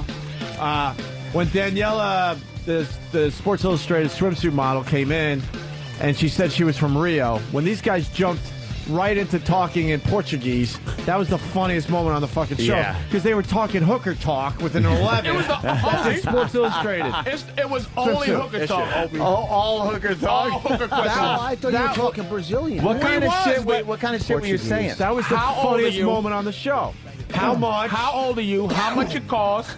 That's too expensive. Hello. What hello? favela you from? Hosinha or Vidigal? Yeah. What is that? Like the That's slums? the pride, the slums. And Right. We was Hooker asking City. a hooker question. Helpy, That I don't even know if people. Monte Carlo, And Mia Mia Pataka. She pretended like she didn't know, but girls from Rio who aren't hookers hate hookers. Oh shit! That's why that was hilarious. Because these guys didn't even there wasn't even a space between her saying Rio de Janeiro and you guys jumping. No, they right. just went off. Oh, that was really fun. Tutu Ben? Baby, you have to know the most important one. Right when she's done, Janada, thank you. Oh no! And then Vi is go. Vi. And then Patrice goes, I was going to take a Sharpie and write 150 on her palm. What's that about? You'd write a finger, and you write how much with your finger on her palm, like it's sand. And you just write. She goes 2, and you go and then you just write 150 on her palm. And then she takes an eraser, which is her other finger, and erases that. That's a computer in Brazil. And then you go then you go 170, and then she goes okay. Yeah. Wow. Yeah. And then the Sheraton LeBlanc, that's where we stayed. Well, the Othon. What was that place? Sheraton? The Monte Carlo, is that what it's called? The one with the lockers? And Are you staying in apartmenta or hotel? I'm in a hotel. Hotel. That was the apartmenta or hotel.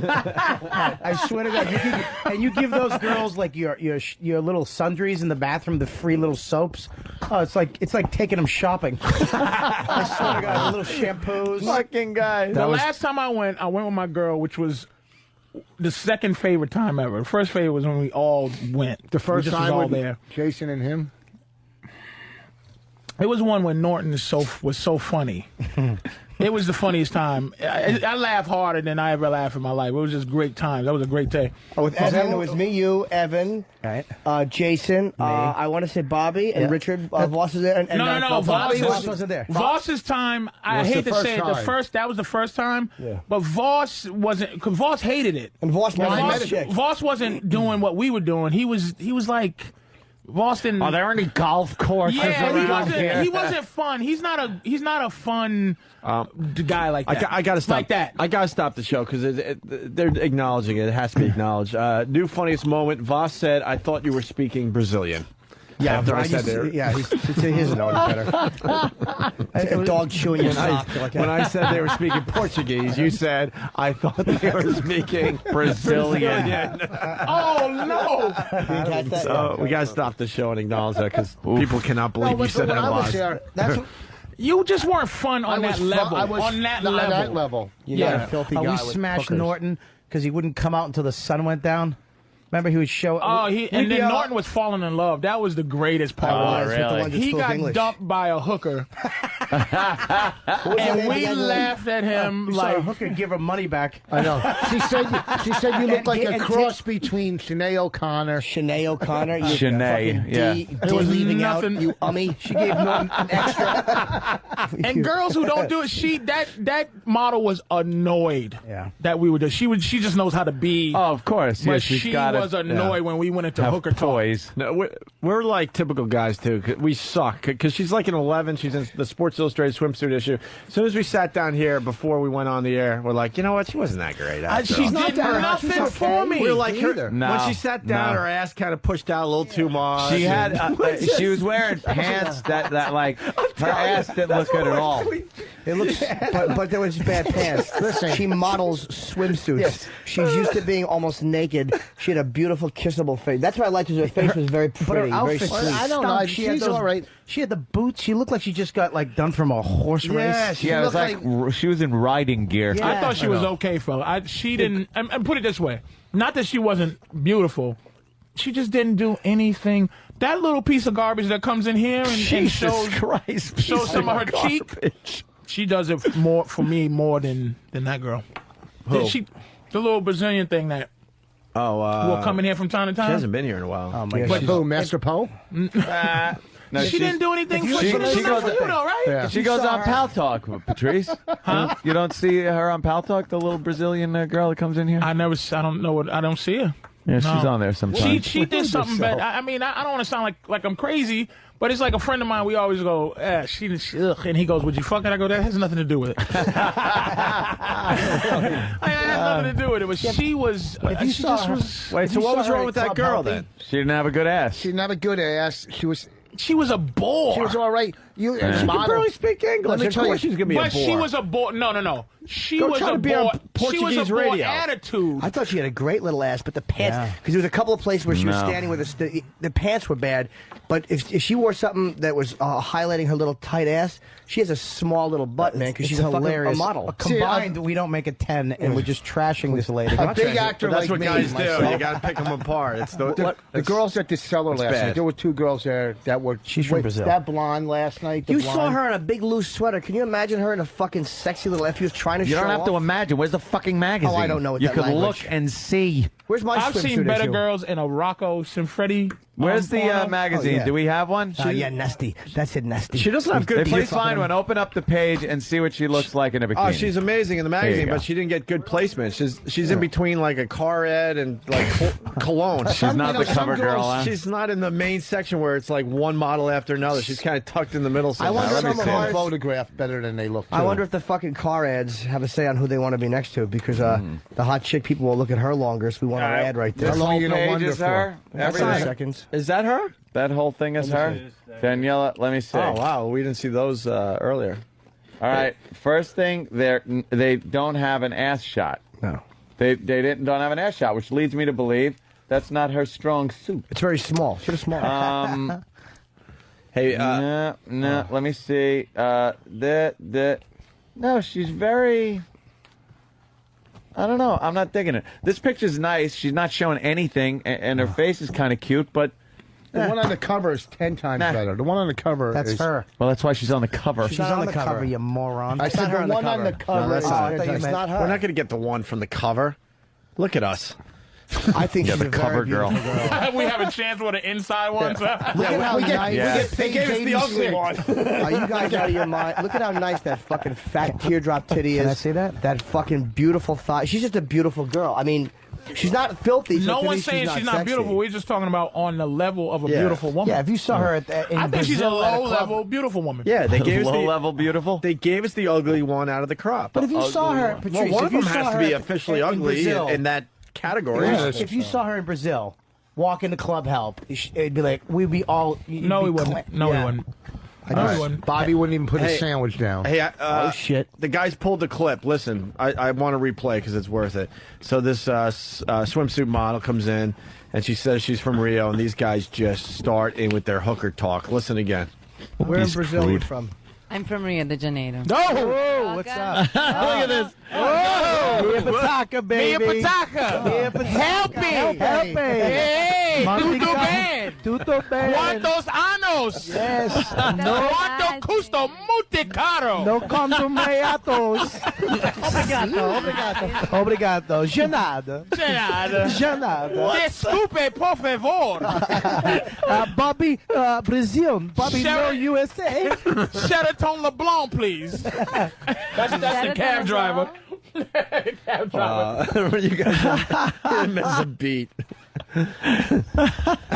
And she knew it was hooker talk, 'cause that's all you can say with hooker talk. I was she wondering heard because she Helpe. barely said anything. She was just kind of sitting there uncomfortably listening to you guys. As soon as she heard Helpe, she, Monte Carlo. That's the big club, It's a right? fucking whorehouse. Everybody You knows. go all the way to Brazil for helping? What else? The Exactly. seashells, bitch? Yeah, what do you think? The educational opportunity for the chick learn how to get my chicken and throat the cut rice? for $3? Who the fuck gets on an 11-hour flight? What the hell was that? That's Voss's dead Voss is inside. acting again.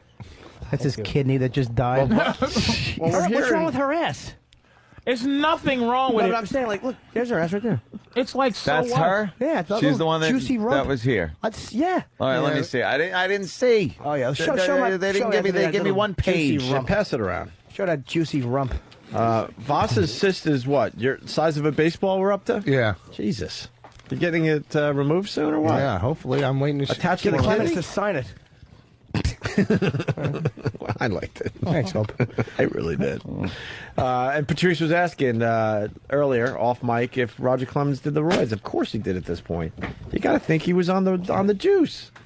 His wife was on the juice, and you know what? I think he's the type of father too. He wants his sons in the major leagues. I think that his sons were probably on the juice already too. Why would his wife be on it? What is she, an athlete too? She was in one of these swimsuit issues, and she wanted to look good. So supposedly, according to this Brian McNamee, they popped some juice in her to make her look better. How quick does it work? He's going down kicking and screaming. He Clemens? is not going out. He's just. Wouldn't he try to bury this and do all these He press doesn't wanna do it, conferences dude. and stuff? What sucks is He wants the Hall of Fame. What sucks is big head. Pettit agreeing with everything McNamee said. That's bad because he's a Christian. He can't lie. He doesn't want to under oath either. You can't lie in a fucking subpoena, man. So No, he could be brought up on perjury. Clemens is looking like I know. I'm looking over there. He's got a huge, giant like Christopher head. Reeves. Yes, that's what I was going to say. Christopher Reeve before he started rotting away, like when they first put him in the chair. But the sportscasters, this is the one thing that makes me go, okay, the convincing argument. Because I'm sitting there going, if somebody accuses me of something, I say I didn't do it. I'm going to fight if I didn't. But people go, nobody gets better at 40.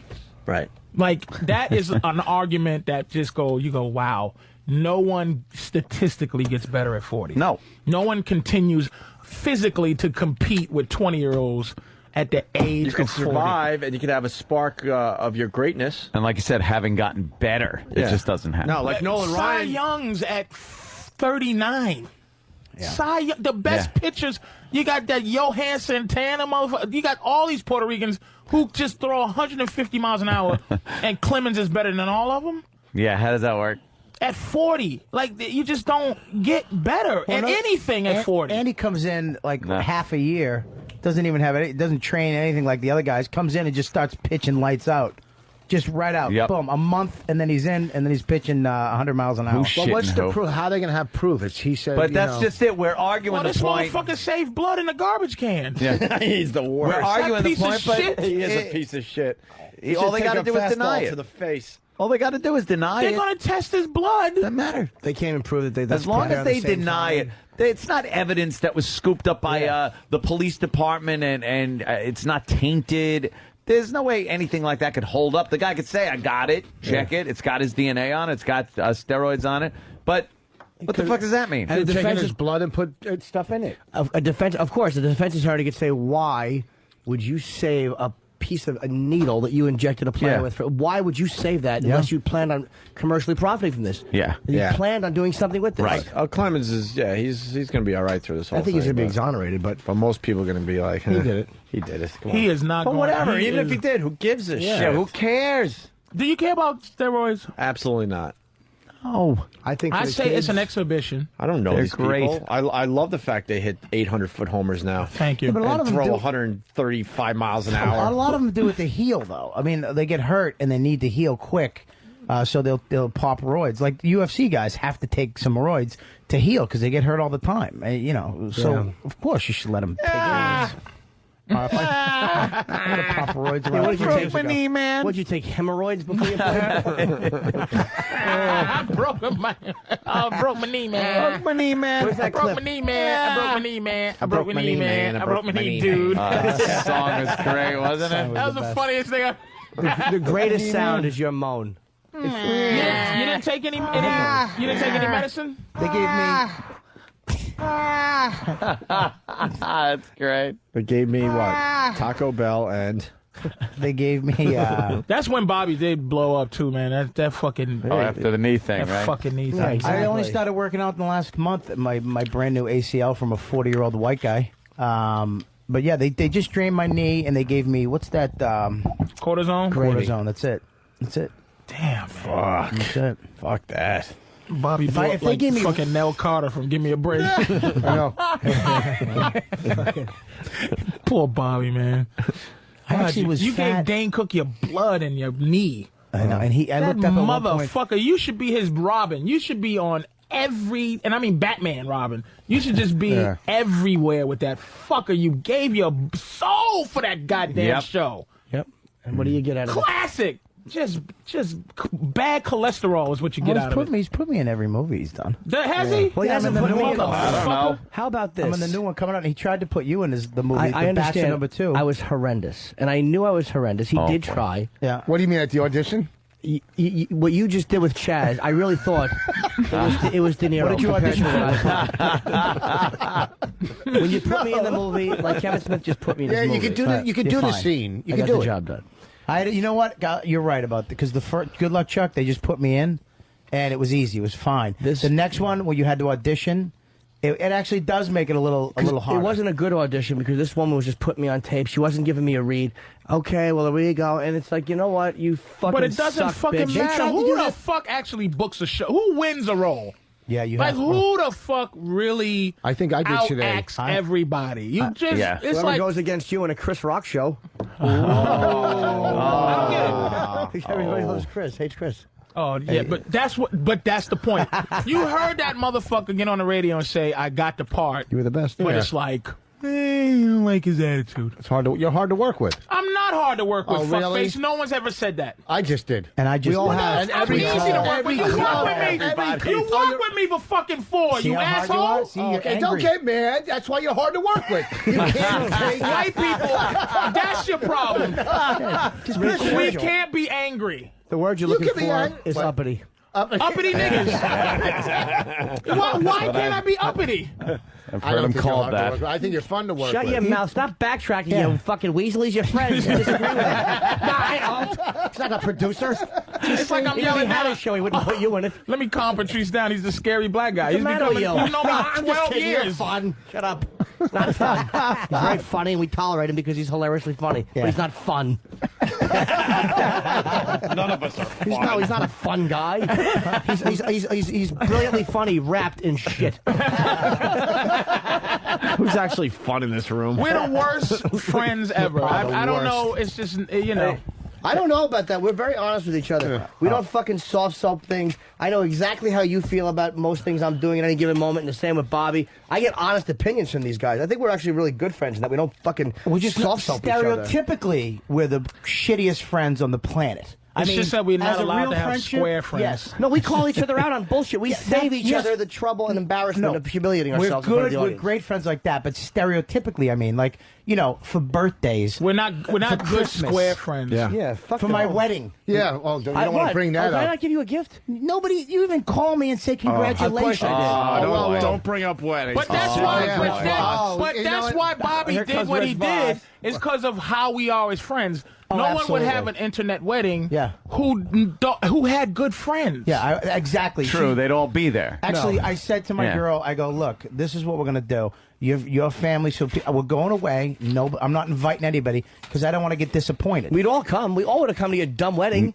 No, Who's you going to wouldn't have. fly to Hawaii? No, Hawaii Really? is different, dude. But if he did it in New York, Oh, yeah, New York. I'm not going to do it. He in New didn't York. want to. If he He's did it selfish. where we all could just ride through the Holland Tunnel to get there, Yeah. No, of course we fucking No, be you there. Hey, Bob, have your wedding on 42nd Street, Yeah. and Yeah, we'll have be it. there. Have Have your your wedding wedding at Caroline's have that your night. wed- If you can have it at Caroline's, Have that'd your be wedding perfect. in this time zone, and maybe we'll. Oh, look who's talking, fucking Saskatchewan, motherfucker. Yeah, And Canada. then this bitch ass Canada. nigga didn't invite nobody. I do, 'cause- and then he came back and he wanted I know, he had- traditional No, I wedding do- shit. He no, wanted gifts no, and bullshit. shit. But My he didn't wedding invite party- me like no, a friend, but he wanted no. all the other Oh, no, friend listen, shit. You're wrong. Don't make me get into this again. Because the wedding party we threw, I was conveniencing you guys and not making you Fuck fly you all the way and there. your giant No. cupcakes. Listen to me. He had 4 It was wedding aces. receptions, hoping that we'd True. go to one. It was awful. It was fucking Didn't he have one in awful. L.A., one in New York? Well, Where yes, else? because He had benefit receptions. He lost me at I was conveniencing you Boss's guys. reception was a tax write-off. Yeah, there wasn't even a cake. There was cupcakes. No, Giant cupcakes. I didn't listen. He I has it didn't. at a comedy club and then gets mad that we didn't go. I didn't. I thought it was just another fucking set. Okay, we paid a lot. My mistake was doing it there. My mistake. We sent out. Caroline's charged you? I paid $7-8 grand there. $8 Caroline's? grand. Yeah. What's wrong with I'm you? not fucking lying. But here's the thing. The problem. We sent out real invitations And had a The middle pro- at the same time. He had to keep running in from his own wedding. You guys ready for your next act? You invited Norton. He was your best man, and you didn't invite anybody else. Because I didn't want you guys to have to fly. It was in Edmonton. It was I not a good on the friend? set. Yes, you were a great friend. You really are. Ooh. You are. And you know what? And I didn't even expect him. I said, if you can't do it, that's okay. I fucking flew. It was a 9-hour flight total because of the 3-hour layover in Minneapolis airport. I hated your guts. And I flew up, to this fucking shut up. This shitty part of Canada. It was in a fucking hunting lodge. There's people with fucking bloody Was it a rest gunny- area or something like that? That's where the wedding photos were taken. Someone's blowing a Canadian trucker, and he's smiling for photos. as he And then shows someone children. is telling a story right now. I think Bobby did it the best way for how awful we are. Who he sent saved you a us wedding all the gift? embarrassment of having to make excuses. Bobby, who sent you a wedding gift and said good luck on your wedding? Yeah, Who you text- actually sent me a gift. I'll get you a gift. I'm sorry. But the thing the way you sent me a Yeah. gift was a little. It was a little shitty too. No, I had a second. card. Let me just say it. I'll tell you. I'll tell you, and then I'll tell the story. All right, let me tell you. All right. He got me a card and put $100 in it. 200. Was it 200, okay? All right, I just wanted to see if you remember. Maybe you just stopped to get something Who to you eat on the way giving home. Sonny Black on his wedding? A friend of ours. So he gave me a card. But we were supposed to do this gig together over at the Hudson. I think the Beacon. Yeah, the Beacon. Dennis Leary thing. Sure. I was making a movie with Ricky Gervais, whatever, over on the East Side. So I didn't know if they let me out, so I had to cancel. Okay. Why? So You could have been in two places hang on at one once. second. Hang on one second. So then at the last minute they released us. So I jumped in the cab, ran across town just to show up to see if I could get there. I didn't know he had a gift for me. He was all nervous. He's like, listen, I got to tell you something. I brought you a gift. So what happened when he found out when I wasn't on the show, I canceled, he opened the card. All right, let me explain it. Took the money out and put it back in his pocket. Okay. And So here's he had to put the money back in. Gave me a card that he ripped open. All right, let me finish. He couldn't just leave the 200 in there. He had to have it in his pocket. Okay, now but wait a second. Here's the thing. I had the card. I had the card, Right. and I had a check written out to Bobby at home. Right. I forgot the check. Right. Okay, I forgot. So I said, all right, I'll put 200 cash in. Right. When he gets here, I'll give him that. Right. They said he wasn't coming. Right. So I opened the card and put the 200 back in my pocket. And when I saw him, I was going to give him the check. No big deal. All of a sudden, he walks in. All right, so I just put it back in the card I again. did give you all credit. right. He bought me a card, but I have to say, and I would have to say that your wife, Yeah, what? like me too. I mean, your girl kind of, hey, it's your mother's birthday. You should, all right. I didn't even know. Maybe you should give him a card. No, but I said I'm getting Bobby, and right before you got married, Yeah. I left you a message. Yeah, Good you luck, did. You did. because I'm a classy guy when it You're comes very to that. classy. kind of Not classy. Very classy. Classy with I the did ripped send open out- envelope and the 200 taken out. Exactly. That's I a did class send out move, all right. invitations to everybody. I did make it easy. If you want to see it, you can. If you don't, That you is don't. a genius That thing way- that he did. So you can watch it for people like us, Right. like for what we are. But not one of you. I couldn't get not online. one of you That's not called true. me or sent me a Because fucking we email. don't I called. fucking care. I didn't That's- want a gift. but you knew I that, wasn't even Bobby. no, I wasn't even like Voss. I didn't want a gift. I didn't invite you to a party saying bring shit. Yeah, neither did I, though. Not even. You just wanted an not acknowledgement from one of your even- friends that you were I called getting married. Not even a fucking. Dude, congratulations. Everybody in the circle you did. is a self-centered He didn't. piece of garbage. You're right. He didn't. I did. Bobby, because he's been going Never to called me, psychologists, Yeah. is becoming the most Ugh, like that's frightening. most like trying to be a regular guy He's friend. becoming the most deluded into thinking I know. he's not shit. Every time Bobby talks, he thinks he's in group therapy. My right now. my therapist actually said that I don't have friends. You don't. I don't. I don't have a fucking. You know, Gavin. Gavin had last year. Gavin had to actually learn how to be a fucked up person. Because I can go like this. This is how you can go in this whole fucking circle. Yeah. Not talk to each other for 6 months. Right. Not see each other. Yeah. Not talk nothing, and then bump into somebody and go, "What are you doing, stupid?" Like. Yeah. That's our relationship. Yeah, Not yeah. like where you been for half a year. No, that's true friendship. Nothing. Yeah, but because we're Patrice, used to everyone can fucking relate being to on the that. road. Like, I'm used to where Yeah. you're going to be. I'll be in San Francisco Yeah. this weekend. You're going to be in Rhode Island. Yeah. We're used to all of a sudden. Hey, how Gavin was you- couldn't understand how being you away could from each not other. talk Yeah, but to Patrice, you're a not- friend you're not the for kind of- every day. Every day. Yeah, but Gavin Like, would or, show. you know, your Yeah, buddy, yeah. like, hey, what you doing? Like, I don't even know how, like, what do friends do? He has no clue Like, what do about you do? What friendships. the fuck They do give you you- do with a friend? I don't talk to my neighbors. When they try to talk, you just go, what the fuck? You know what you give do them wedding with presents. friends, and I only know from like years ago, old high school friends that kind of carried over into the working world. You just pretty much hang out and drink. That's like the only thing you can really do with your friends. No, you could give them a ride somewhere and do something. What? With That's help inconvenient. Good example. That's inconvenient. Help them move. I'm no saying. fucking Let me tell you way would I something. lift Are you a insane? finger. I moved. Yep. Bobby moved. Yep. Norton moved. I moved. Not once did I think about calling any of them to help me do shit. And you know who does that? Unfunny comics. Yeah. Help each Unfunny other. comics will help each other. And hey, we'll all come over. They'll have a party. Yeah, give One massages. girl comic will. Go fuck Did you yourself. even think of I'm not asking lifting anybody a help you move finger. a fucking couch? Hell no.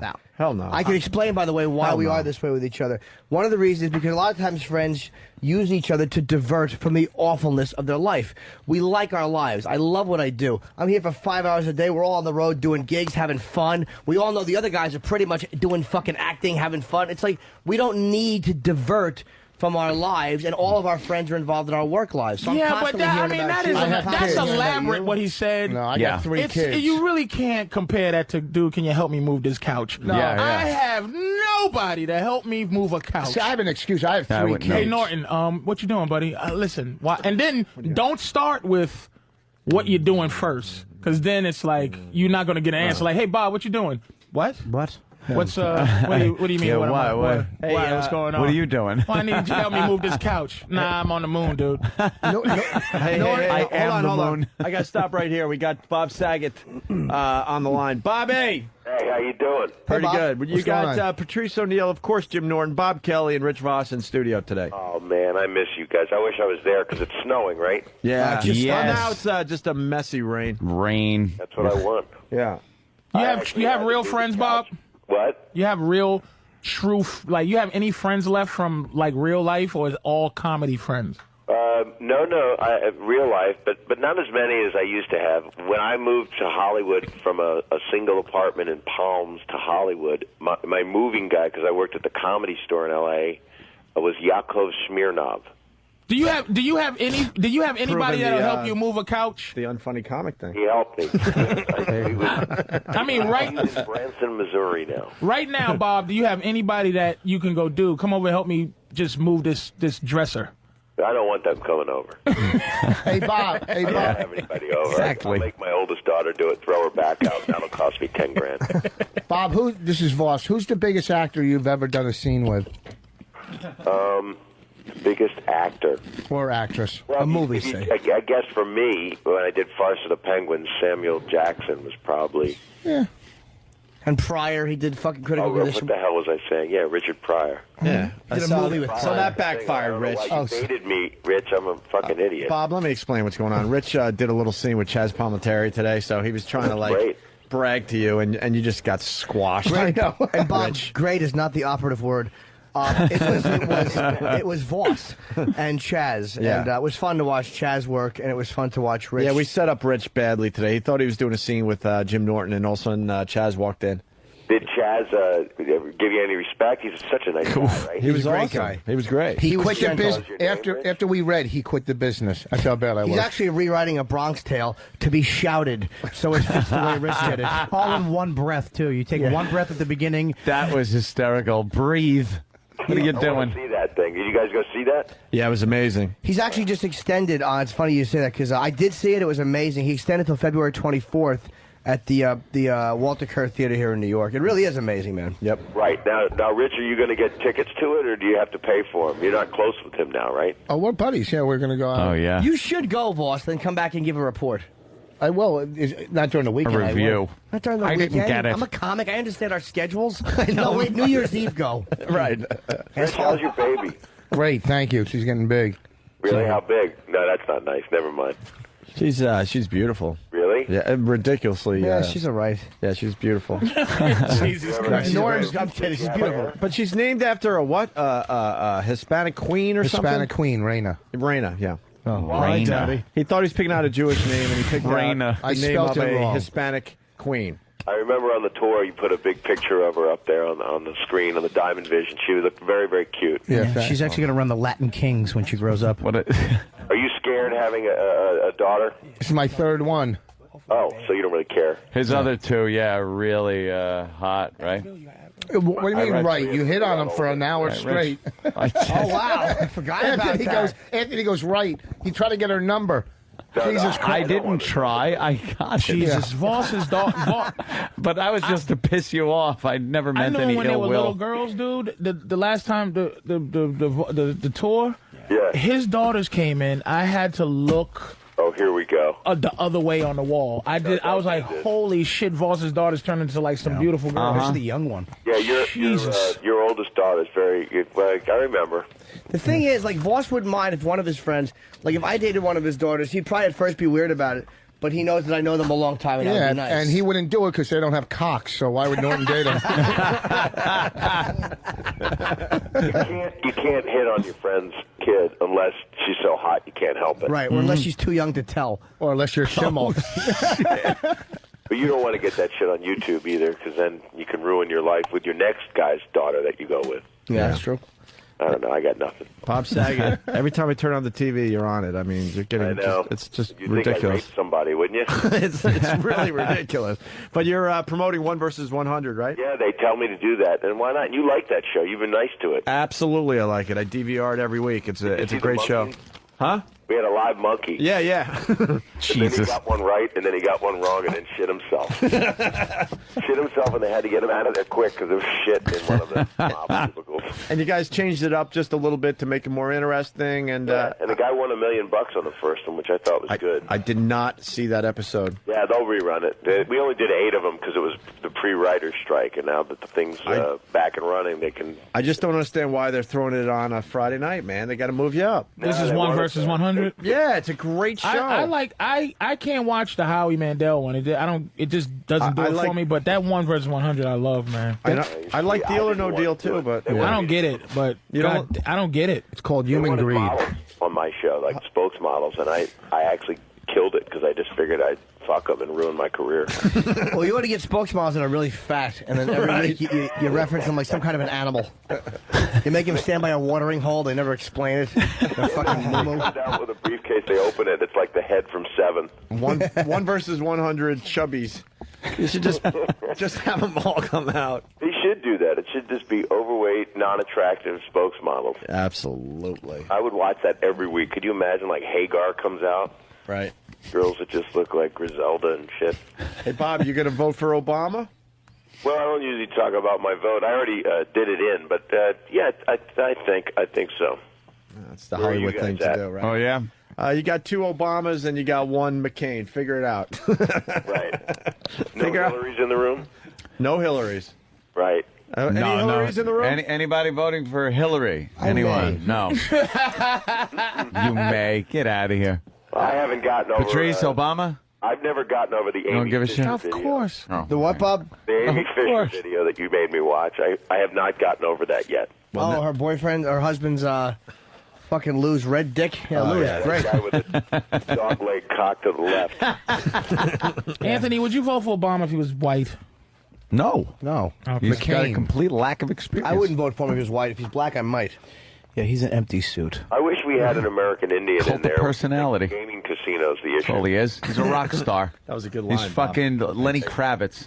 Put Lenny Kravitz in where fucking Obama is, and you get the same response. You just boiled him down to fucking Lenny Kravitz. He's a fucking rock star. He's a cult of personality. The guy's just a fucking... that was the only he black goes to rock give star I could speeches. think People of. fucking start screaming, snapping pictures. Girls are throwing themselves at him. So, he's a fucking rock star. Can we just have 4... None of them know what the fuck he stands for. Let's have 4 years of that. Okay.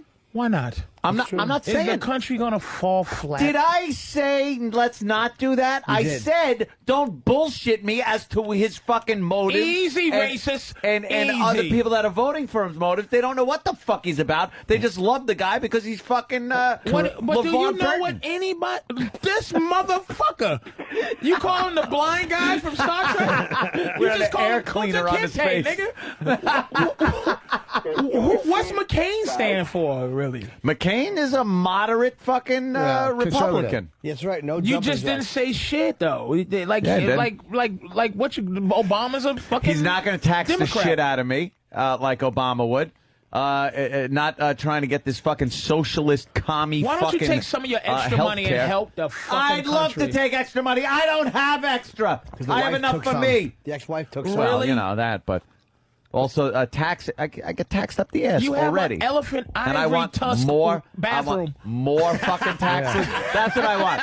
Oh, Obama, look, I'm not taxed enough. Could you take more out so you could do these fucking socialist commie programs? Go fuck you yourself. You don't want goddamn health care for everybody, Anthony? Fuck no, why would I? What privilege? Well, just because you're an American, where does it say you have the privilege to fucking have health care? To privilege to live. This country is so great because some people make it to the top and some people get fucking shit on. That's the way this fucking place works. Do you think this is Stalinist? You want to go to the Soviet Union? Is it Stalinist to help fucking... What, Bob? I gotta go. Shit. See, Bob doesn't want to ruin his you don't want to ruin your career. You're a communist, let me tell you Bob a story Saget. about this fucker. Do the virus again. Let me tell you about Bob Saget real quick. Go ahead, Patrice. We're out in front of fucking the Laugh Factory. This is how phony Bob is. He don't want nothing political. World needs ditch stickers too, you know. We had an argument, right? Just regular nobody comics. Maybe I'll know one day if I make it famous.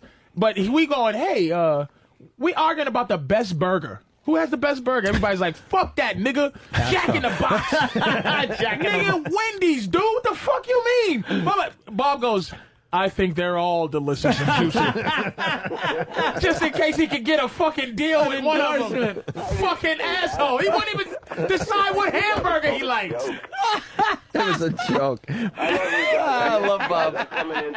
All right, Bob, come on in. All right, there, Bob. I love you. I'll see you soon. One versus 100. Friday nights, what, NBC? I don't even know. All right, he's gone. Anthony's 100% so don't give me any. right. Thank you. 100%. Thank you. There are people in this country. No, there are people in this country that think that because you're American, it entitles you that everybody should be on the same level. People bitch that they're impoverished. Other people bitch that they're taxed too much. That's the way this country works. You forget where you came from. Your anger is displaced. I did not. No. I fucking know where I came from, and that's why I say I Your talk like this. Your knuckles used to bleed. Would you, back in the day? So do yours back when in you the walk. day. Back in the day.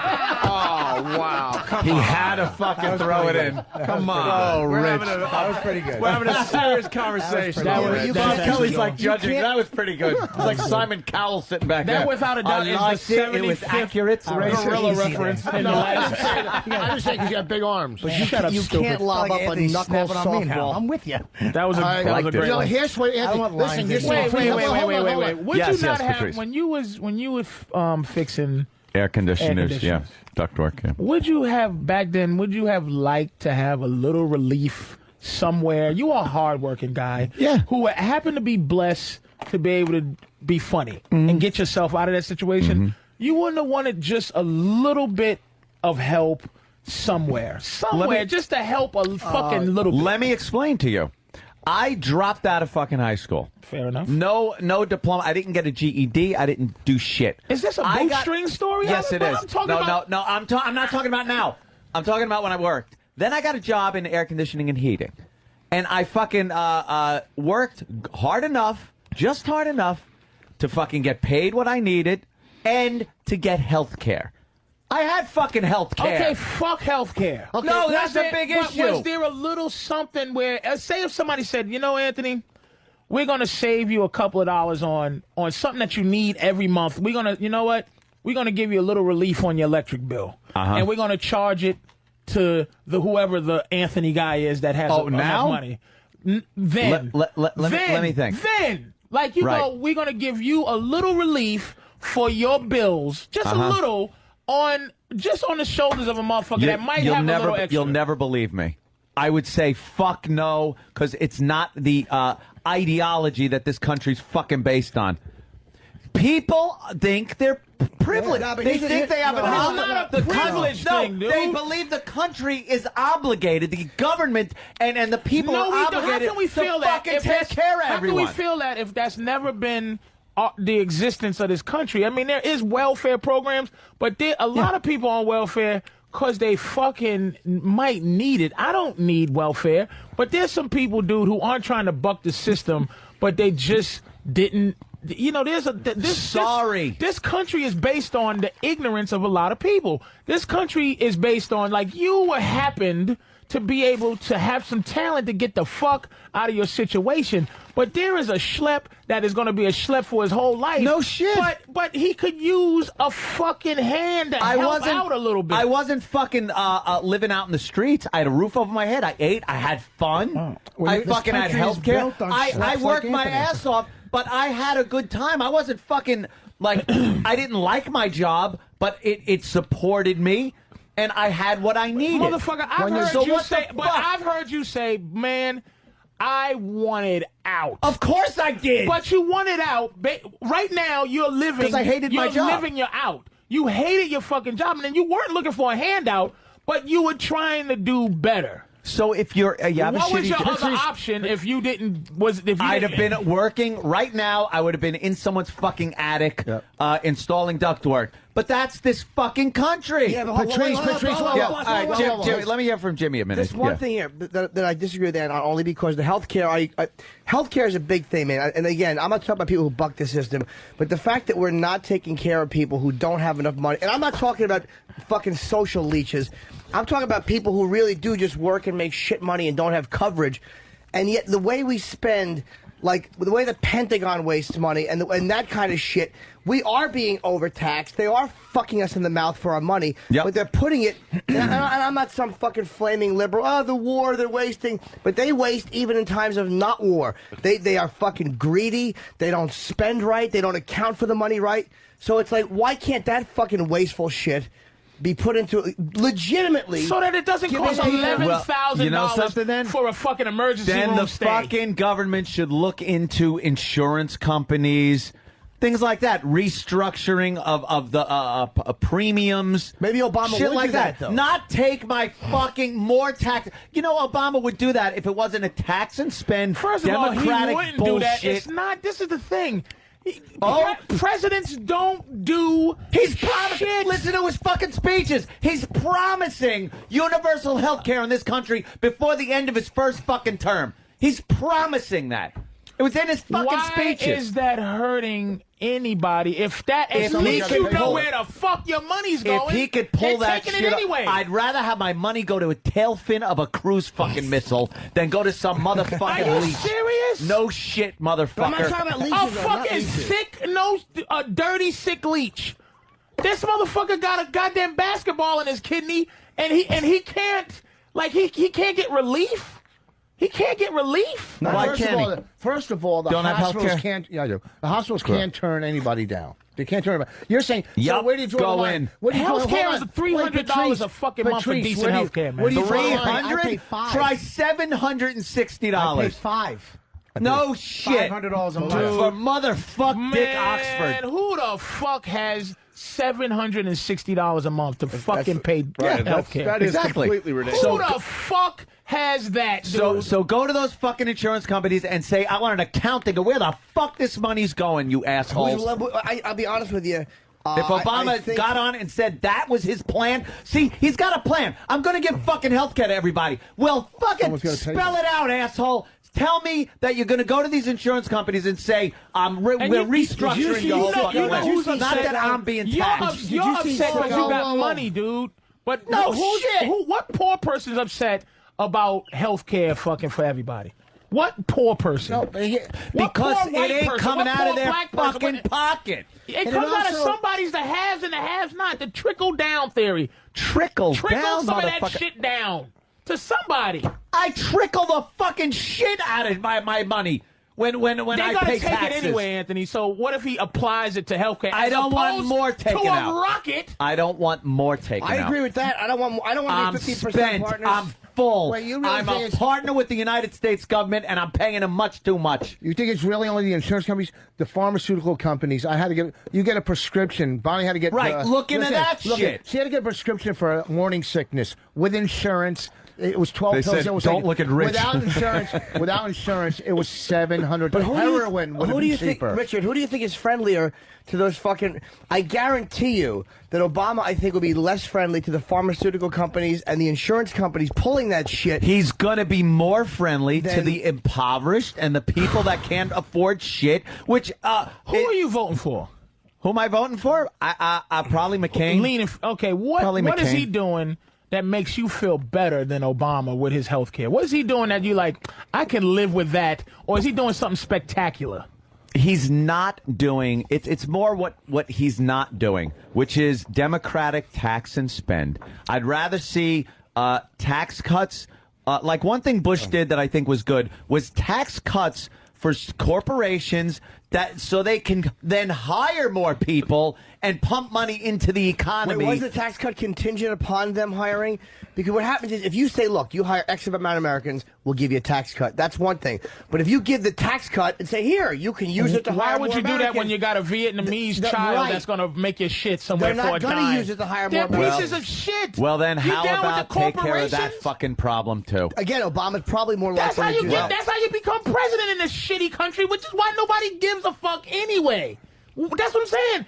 An all-white man does the same shit. He owes somebody. He owes a corporation somebody something. So does an Obama. Why not vote for him? This is the thing that's fucked up. Stop acting like motherfuckers are not voting for his policies. Motherfuckers are not voting for a black guy. That's it. No, and motherfuckers are voting for a black guy. Do you think 85% of the black people that are voting for Obama are all voting because they know his policies and love him? They're voting for him because he's black. Let me tell you something. I don't believe in the system. I don't believe in electoral votes. I think that's the biggest shitty scam I've ever heard in my life. We were talking about that earlier. I don't believe in I don't believe that he's necessarily winning these things. That's why I'm not really I'm just saying it'd be nice to see a black guy in the presidency. Because what do presidents do? Like I said, they only known for what event happened when they were president. Can you give me the fucking policies of Abraham Lincoln, motherfucker? I'll give you one. Slavery and a bullet in the head. Can you tell me what fucking Lyndon exactly. What the fuck did he do for this country? Taft actually enacted the military defense fund. That was Jimmy. I made that up. Exactly. Because Taft was in 1806 sometime. Yeah. What did Truman dropped the bomb. Yeah. JFK got shot and he fucked Marilyn Monroe. Patrice, what the fuck did Jimmy Carter do? We were Jimmy Carter decimated the fucking United States military.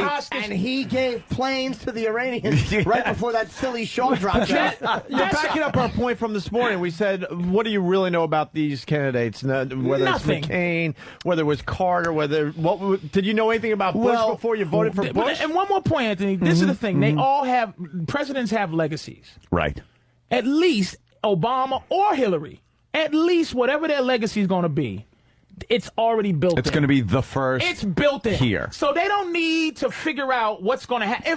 Let me tell you something. If half the world blows up, it's still the first nigga president or the first bitch president. You understand? Yeah. So what difference does it fucking make? Now they might be able to do something because they don't have to figure out what their legacy is going to be for 4 years. Just vote for a black guy or woman to see what the fuck's going to happen. Then you can go back to old white guys with white wigs. I can respect more than any other old white guy. That I can respect more than any other fucking thing I've heard is just vote for the black guy. So let's all see what happens. Let's see what the fuck happens. I like the mystery aspect of that. I like the movie aspect of it. It's exciting. It's kind of like, hey, we could all fucking be nuked or something. Whatever. That I respect more than, it's not that he's black, that the black people are voting, or it's the policies or this, that, or the other thing.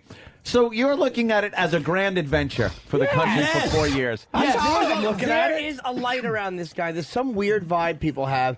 Like when Jesse Jackson ran, when Sharpton is in no one ever feels that way about these. But there's some kind of a weird thing that I imagine JFK had, which is this weird thing where you're like, wow, things are going to change somehow in a good way. It's just a feeling. Maybe has a new way of doing things.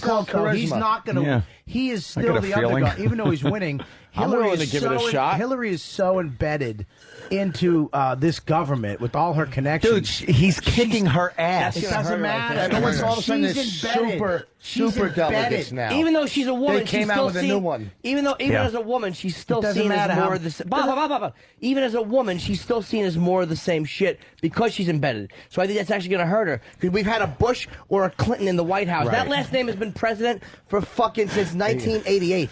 Is it 88? I love Patrice. Why are you so, John another old white guy. You know, hey, will you be the same way? Huckabee? Hey, wait a second, Patrice. Would you be the same way with Colin Powell if he was running? You would go, let a black guy, or if it was Condoleezza Rice, would you be the same way if they were conservative? Absolutely. If they were conservatives? Yes. Okay. Because black people are not going to give a fuck about conservatives. That's not true. Black people don't stand behind black people. They will vote for a black guy, conservative or not. Are you serious? Colin Powell versus Huckabee? No, you don't think we vote for Colin Powell because he's black? Condoleezza Rice, would they vote for her? Absolutely. Do you think Over so? any Democrat. Absolutely. Over any Democrat. Yeah.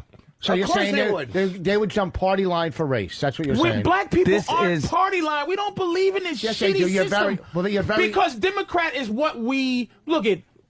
That's just what we're raised to do, is be Democrats. The shitty system that's put a black guy now pretty much right there at the footsteps of the White House. Yeah. That shitty system. Yes. Yeah, okay. But I don't believe in any of this. See, you're educated on this shit, but the average layman, look, man, there's questions about Bush winning Florida in 2000. Right. There's questions about it. And we live under that. We live under the possibility of a president that didn't really win. And we don't give a fuck. Same with Kennedy Why in don't Chicago. we just fucking vote for a black guy? Why do we give a fuck? Why do we live under a fictitious war, which is, we all agree this is some bullshit now. And he possibly didn't win Florida. Possibly. And we're comfortable watching this psychopath, Christian right-wing motherfucker be our leader. Right. We can't have a handsome, young, charismatic black guy for 4 years and just... Clinton, his legacy is he got his dick sucked. Right. We can't vote for a fucking black dude. So we want to put Sidney Poitier in there. Well, he's got that mole still, though. Yes. He's got See to what get rid of the mole. happens. The same as Kennedy. Why not Sidney Poitier? Sidney Poitier. Why not? I like Sidney All right, listen, Poitier. I have to God piss. damn. Jimmy's got to piss, and we're getting away from Jimmy's first TV appearance, by the way. I like the politics talk, actually. Politics. I like it. It's a lot of Spirited passion in debate. this. Very A lot of interesting. passion in this discussion. Okay, and the Well, free I gotta health hear care, this do you point. say free education too? Where do you draw the line on free? I'm just where do you draw the line? It's annoying to want to give Americans health care and education. Are you act like we're fucking giving away the asshole? voices. Because it's a no.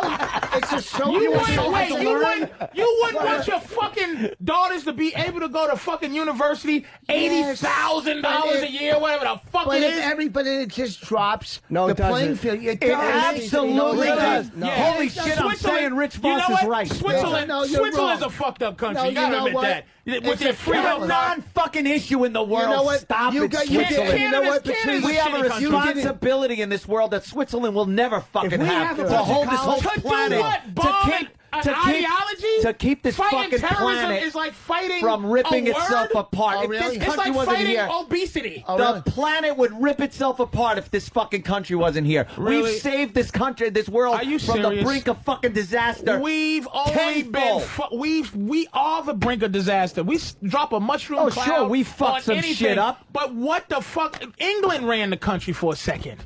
They ran the world. Oh, back in fucking wooden ship so days. you're saying now this is it? We are the lead. We running shit forever. We were. Europe is getting very fucking uppity, rich, and united these days. But someone will pop up out of there and want to take over the world again. Yeah. I'm just saying, the United States, throughout the modern age, has saved this fucking planet and shit countries like From 19 France and 50? England and everyone. Let's say from the 30s. 1930s. Industrial age. No. Not even from the fucking 30s. Because Hitler was over there baking people till 42. Yeah. 42 till 42. Because we kept weren't saving the world. Because we got in kept the war. our asses out of it for a while. Exactly. But after World War II, let's say then, during and after, the tail end and after, then the rest it of the was time we're our fighting responsibility. Russians. We weren't fucking saving the world. Bullshit, that is saving the world. If we weren't here, the Russians would have fucking goose-stepped everywhere. To where? To every fucking country in Europe. How do we stop? We didn't stop the We put Russians missiles from doing everywhere. anything. Are you out of The your only time we fucking mind? we used to fight. What do you think the Iron Curtain was? We would fight the Russians. See, what the Cold War was, we would just pay everybody. Okay, if Russia went somewhere, we would pay some other little third. This is why we have enemies now. You don't think we would pay somebody to fight Russia, and then now the people we pay to fight Russia hate our fucking guts. those were the small wars going on, but you don't think that the Soviet Union would have just swept across fucking Europe and taken everything that Germany had? Germany had. The only concern we ever had with Russia was Bay of Pigs. What other fucking fight did we have? Right after World War II, Russia wanted everything Nazi Germany had. The only reason they didn't get it is because we said, fuck you, we're splitting this shit up. If our soldiers, that's one, he's right about that. If our soldiers weren't there, they really were a deterrent for the Soviets. Holy shit, they wanted when the Soviet everything. Union fell, all these places wanted their independence. Germany would have been really did want to take Germany over would have been Europe. communist. The whole. We saved that entire fucking Europe, and now we get shit on by them. They could go fuck themselves. I agree. And this country is has been at the forefront of saving the goddamn world over and over again. Sure, we fuck up a lot, but you know, what are you going to do? We're wasting a lot of time, Anthony. Really? The country itself. Why are we still in Iraq? I don't understand exit strategy. I don't understand none of it. Why I don't get that are we either. fucking around? I think because in these countries, logistically, you can't just rip everybody out of there and all the equipment and say, stop lying take about it easy. democracy. We've never liked democracy anywhere else but here. All of us, we don't want democracy around I the world agree with because you then we there. can't go and do what the fuck we want to do. That's why we want dictators and we play. I agree. This shit is shit that we did, man. This fucking whole Iraq war is some bullshit we was doing in 1970. That's what the fuck we doing. I like You this. can't vote I for agree a with black you on that guy. one. I agree with you on that one. Vote for a fucking black guy. Just vote. Shut the fuck up and I'm vote supposed for to a vote black for guy. the black guy. Yes. Just because he's black, and let's see what Fucking happens. yes. Yes. Yes. I want to be alive for a black president. Yes. Just to see what happens. It's good times for you and your business to just see what the Negro Just to president's see what doing he brings. now. It would be the best thing for this radio show because he'll have a nervous breakdown. Yes. It would bring life somewhere. They could have an Anthony. When is Anthony going to have a nervous breakdown contest? Yeah, man. When's the election? November what? Vote for the fucking guy, man. You think I should vote for him? Just vote for fucking the black president. As simple as that. I don't think he can get past the black thing. I don't know. Can you get past the black He's thing with light-skinned Obama? enough, and he doesn't really get it. Anthony, He gets his chicken at I'm Boston part Market, Sicilian. not He's Popeyes. not going to be running the country. I mean, everybody Old white around guy him still is runs gonna- the country. Yeah, Really? dude. Do you see a trend in his supporters? A lot of white people support Obama. Again, They they have to can't for him tell to me be the why. president. But now he's the president. Now it's not an old white guy that all these white guilty people can then say, fuck you, old guy. We're not going to go along with what you say. Now it's a black guy in there, and they'll go, oh, you know something? Let's go along with him. Why not? Because we're so guilty as white people. Let's see what the change he comes up and more shit will pass under his presidency than any other president. Here's Mark how dumb my it is. fucking But words. see, Maybe Anthony, good you stuff, have though. a fucking. It you might have- be good stuff. Maybe good stuff. Maybe though. good You stuff. have That's good. That's a political nice understanding, gamble. man. You have some political. I try. Savvy. The average remember Michael Dukakis? He lost the presidency. Tank helmet. Because he had a furlough program. Nigga got out of jail, raped a bitch. Yep.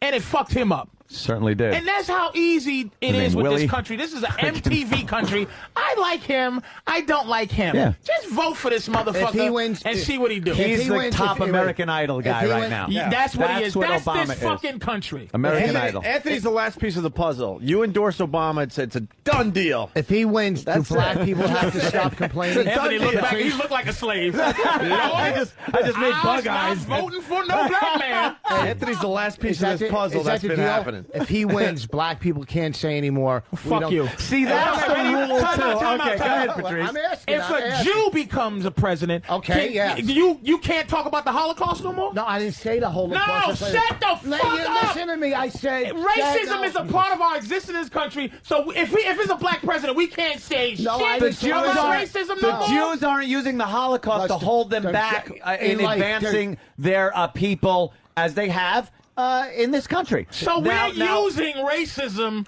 to hold us back? Some black people, and I would say a majority, use slavery. Did you just make up more? Yeah, You yes, I'm making this up. You just made up majority. Through life you just experience. said majority. Yeah, we watched The Wire. You don't think that black people use the fact that white people oppressed them during slavery and afterwards as I don't want to use the word excuse.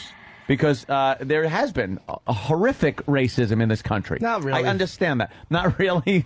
There's been a horrific racism on this show. But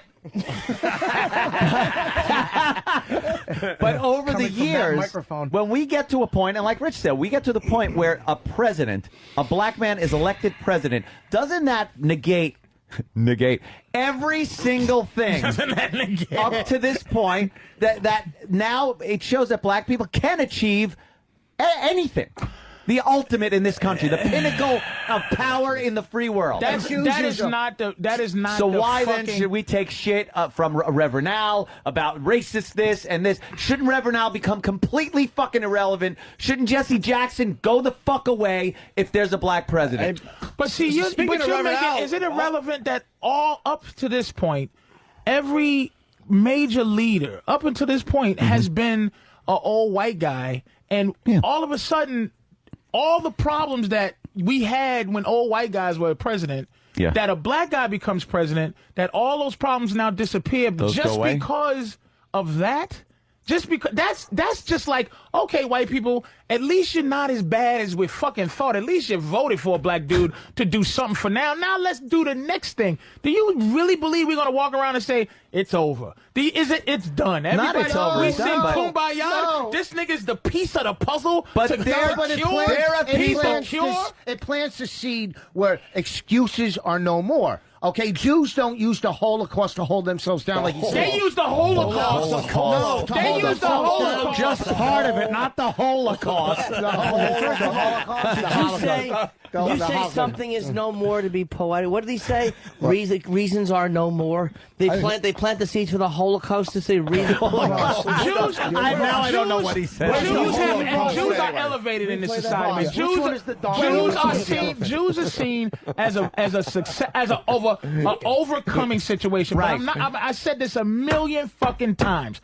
You can move on. It's a crime to be a Nazi to this day. Niggas are just freed. It's over, Negroes. 400 years of raping and mixing your color. See that light-skinned girl right there? That's because I raped your mother, bitch. But they look a lot we just better. are fucking done. That's what I'm saying. It's a vague existence we live in. We live with the enemy, and we're doing pretty fucking okay. The fucking enemy. I'm glad you said 400 fucking years ago. The enemy. We're talking about, and what I mean by the enemy is your skin color, Anthony. I don't look at you as oppressor. Your skin color is my Hitler mustache. Every white guy. Is it really? You know what? Is it really? How many fucking generations of my skin color? Do you consider yourself a white guy? Yeah.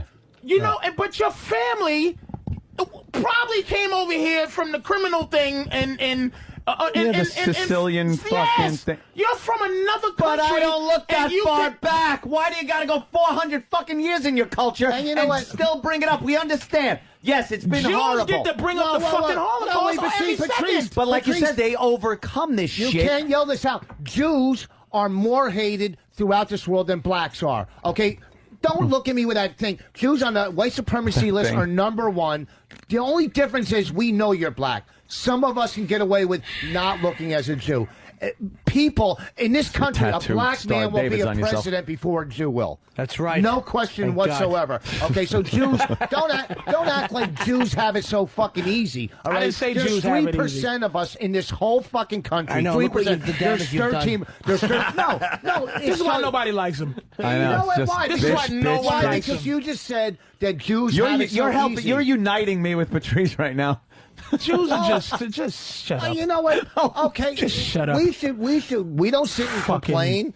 At least black people are focused about everybody. Let me tell you what this country is. Everybody, it's white people on top, and everybody positioning to be the most oppressed. Right. And that's what I will agree with you on. That is that I think that we qualify and relate too much to how we are to white people. We don't really have an agenda. We don't have a. That's why a black president might just because look at this. crime to each other. Maybe if it's a black president, we actually might look at each other and go, hey, look, let's not shoot each other in the face, because, you know, we gotta make the, you know, let's make the black president proud. Let's show them that we can just be proud. Maybe all white guys as our boss for our entire life kind of gets you a little bit angry. I can see, now that's a point I can appreciate and understand. When Patrice says it like that I can understand. Can we feel good for fucking seconds, please? I understand you want to feel good for 5 seconds. Can we just feel good for I 5 seconds? don't need huge amounts of change. You say, oh, white guy, oh, white guy, oh, white guy. It's done okay by me. Of course. And it's done okay by... You have an old white guy existence, man. You got some money. You're feeling good. You can go play golf. You drive a car, a nice car, you're living a nice existence. Wait, guy, he didn't do all right by you. I mean, you lived a life okay, but you were shit too. Like you fucking air conditioning guy. You happen to be brilliantly funny, so you made a great career. But the fucking But that's everybody's life. It's called fucking working. I know, but I'm saying it's like it's not like all of a sudden because you're white they fucking you were in the same shit. Yeah, I know. I didn't get. But and here's something. And that's what I believe. I believe that 100%. This is why I don't like O'Reilly, and this is why Sharpton bugs me too on a certain level, just because this country takes people who don't know. It's the know that take people who don't know and manipulate them into warring with each other and taking sides when poor black people and poor white people are in the same fucked up shit. If I'm in the know, anybody in the know can elevate in this country. That's the great thing about this country. But if you're not in the know, man, if you don't understand shit, you're destined. Well, and get your doomed. fucking self in the know. Yeah. That's my thing. Is people it's not that simple. That's not fair to say. No, it is fucking simple. Listen, man, this radio show took you to another level mentally, Anthony. It exposed you to things that you wouldn't be exposed to. If I stayed in Boston, I would have never gone to Australia. I talk to my friends in Boston. I go, look, man, listen, fuck going to Miami. Get your passport. We're going to go to Australia, eat sushi. Nigga, ain't no raw fish, motherfucker. That would be me if comedy didn't place me places in this world to understand more things, man. I educated myself before I ever got into radio. Like I said, I dropped out of fucking high school. It wasn't like I needed a high school to teach me shit. I fucking knew there was stuff I wanted to know about my life, the world, people, biology, astronomy, and I pick up a fucking book, or simple enough, turn on a television show that wasn't some sitcom and watch PBS or something and maybe learn something and educate yourself. People are too fucking lazy. When are you going to learn about black people? They don't want to educate themselves. I know enough about black people to not vote, and I'm not voting for Barack Obama. Do you think black people are better off now than they were 20 years ago? Absolutely. There are a lot of black people that don't. And there are a lot of black people still using the same excuses of 20 years ago and the racism and the oppression that was on top of them 20 years ago now. And the reality of the situation is, Anthony, that an educated, well-spoken black man has a better chance at getting jobs and succeeding than a white guy does. I was born a year after Martin Luther King got shot on the balcony. A year. Bullet missed you, don't worry. I thought you were going to say I was almost there. No, my mother was living in the... My mother thinks differently than me. I think a little differently than probably somebody that's 20 now. It's going to take a minute to get past that, but the fucked up shit just stopped yesterday. Like, that's what I'm saying. You act like... This has been something where that's like your boy. What's that fucking radio guy that you guys love? You weren't in. Bob Grant. No. Bob Grant rules. That fucking old. Let's just get back to the way it was. The good old days. Asshole. The good old days. Is black people are just now thinking about the good old days. Do you honestly think just now and yesterday, fucking black guys ready to be president? And you're telling me this was yesterday? But black guy, first of all, time out. Black people have run. You had Shirley Chisholm, and you had Sharpton, and you had Jesse Jackson. Never serious contenders. We've been running for a president. But never serious contenders. All Obama's doing is running for president. Yeah. So that's not anything new. We're talking about there's an actual feel. This is what's fucking with you. Yeah. There's a chilly... white people are getting the chills. And it's your own guilt. We're not gonna fucking my guilt. kill you. It's called fear. We're not gonna fucking kill you. We're not. It's just a guy. Well, we promise. Just vote for the guy. Just stop fucking on. Will you vote for the guy? Just vote for the guy. Would you vote for him if he looked like Omar? Omar. The Wire. You'd vote for him if he acted like him. Hey, Rich S. from Kansas City writes, Patrice just gave out the new winning Obama slogan. Just vote for this motherfucker. I want to see the signs. Just vote for this motherfucker. I'm going to vote for him. Hey, some party what's line. interesting is that Sharpton hasn't endorsed Obama yet. He shouldn't. That's the best thing that ever happened for Obama because another thing about black leaders. You think Sharpton's smart enough not to endorse him knowing it would hurt his chances? I believe that Sharpton would get up there because he's a guy who likes to be in the limelight. Well, he's been very quiet about this whole thing. He would want to get up there and hold up Obama's hand and be. But if, God bless him, if he knows that would be suicide to support Obama, because it would. It'd be suicide. You think Sharpton's smart enough to know that? I pray. You know what? I pray to God he's smart enough to not endorse Who's Jackson Obama. endorsing? I hope it's not. They're both endorsing Obama. If they're going to come out and endorse him, they have to. Well, Bush was stupid enough to endorse. I hope they don't. They will. But everybody knows anyway. That's not a big Bush was deal. stupid enough to endorse McCain. You know, then Bush's popularity is sucks dick. Hey. So that's not going to help. I'm sure McCain was like, "Oh, jeez, could you shut up?" Black people never had a leader in this country. I mean, Martin Luther King was but see, he wasn't. Malcolm X, Martin Luther King, they weren't. They were leader by proxy. But the thing is, we've never actually voted for anybody that this country. Right, it was some kind of appointed. Al Sharpton is white people. He's the white people's candidate for leading us. We've never ever voted for Al Sharpton. I certainly don't remember casting a vote for him. Exactly, and the leader of black people is always who white people hate. So, Lord knows, I do not want Obama to get supported. Black people should not support him. We should go, fuck that motherfucker, and then vote for him in the cut.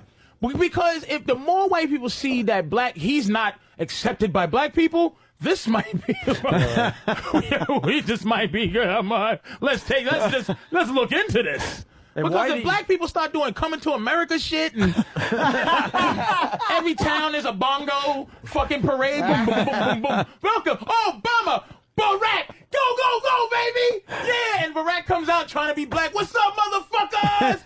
Can you dig it? Can you dig it? Hey, Brad from New Jersey. Brad from New Jersey's got. Let me get this in. Brad from New Jersey writes, in the words of the great Ron Bennington, white people have been running things for the past 50,000 years or so. Maybe we need a break. Maybe we need a break in the 4 years. Oh, we want to lay back and go, you know something? You take the wheel for a while. Let's see how this goes. Don't you want to rest and look at all the sights? You saw how good. All the shit y'all blew up. Don't you want to look at all the shit you blew up over the flats? That would be nice. You saw how good Idi Amin did. Kind of relaxed. That's true, Charles Taylor. Great job. You motherfuckers! That's the vision! That's why Forrest Whitaker won the Oscar! White baby sandwiches is what we're going to eat from now on! A key grip, get his eye.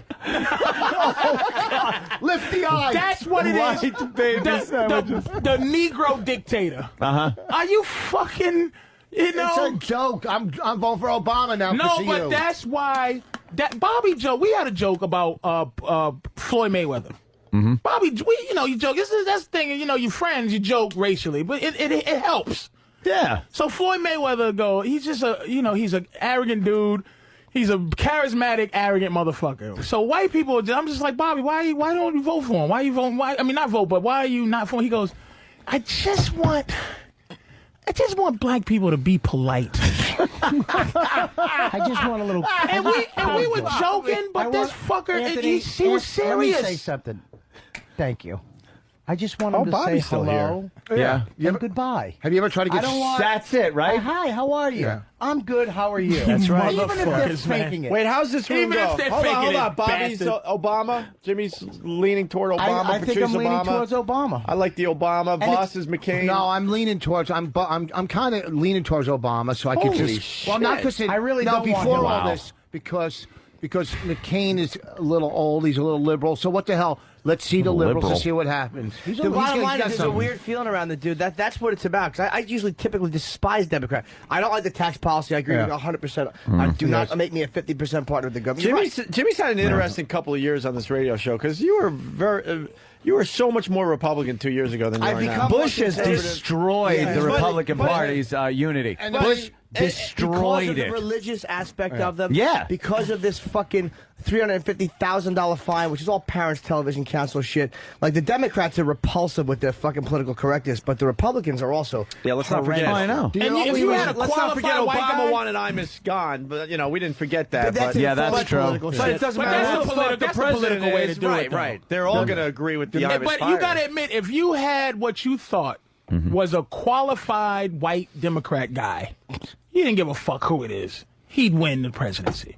It's weird that Bush has taken us to the place where get these Republicans out of here, and now you're sitting there waiting around for the old white guy Democrat, and it's like, oh my God, a bitch and a nigga.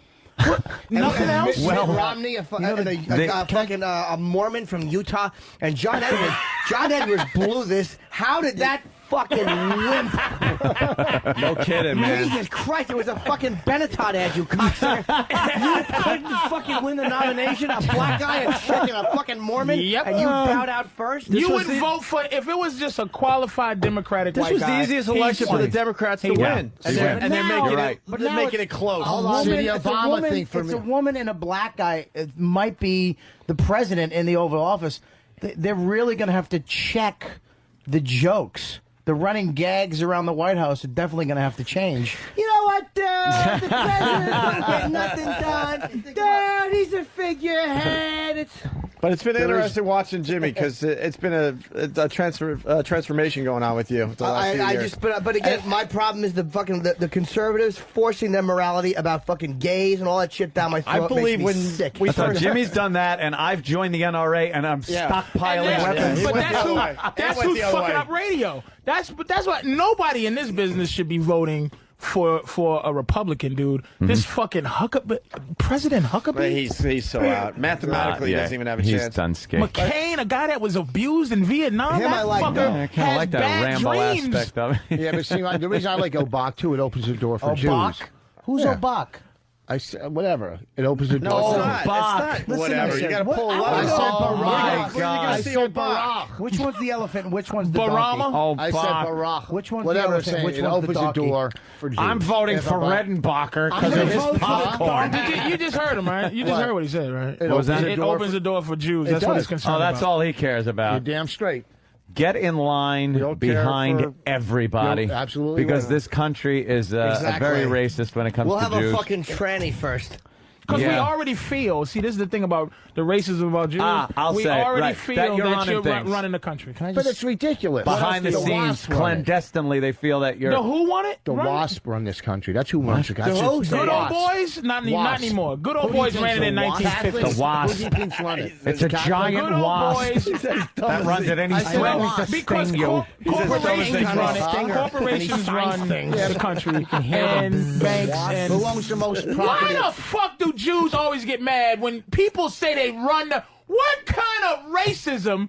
It bothers you to say you run the banks. No, we do not. Shut the fuck up. Black people are rapists, robbers, and junkies. You run the banks? Well, you're fucking complaining? Shut the fuck up, Jews.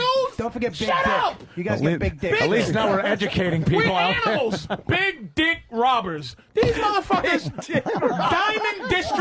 Diamond District fucking bankers. And Hollywood. And you motherfuckers want, what else do you want? Shut the fuck up. We're not taking the blame for this country. We're taking, and when you say, when you say Jews run the country, then we take the blame for what's going on in this country.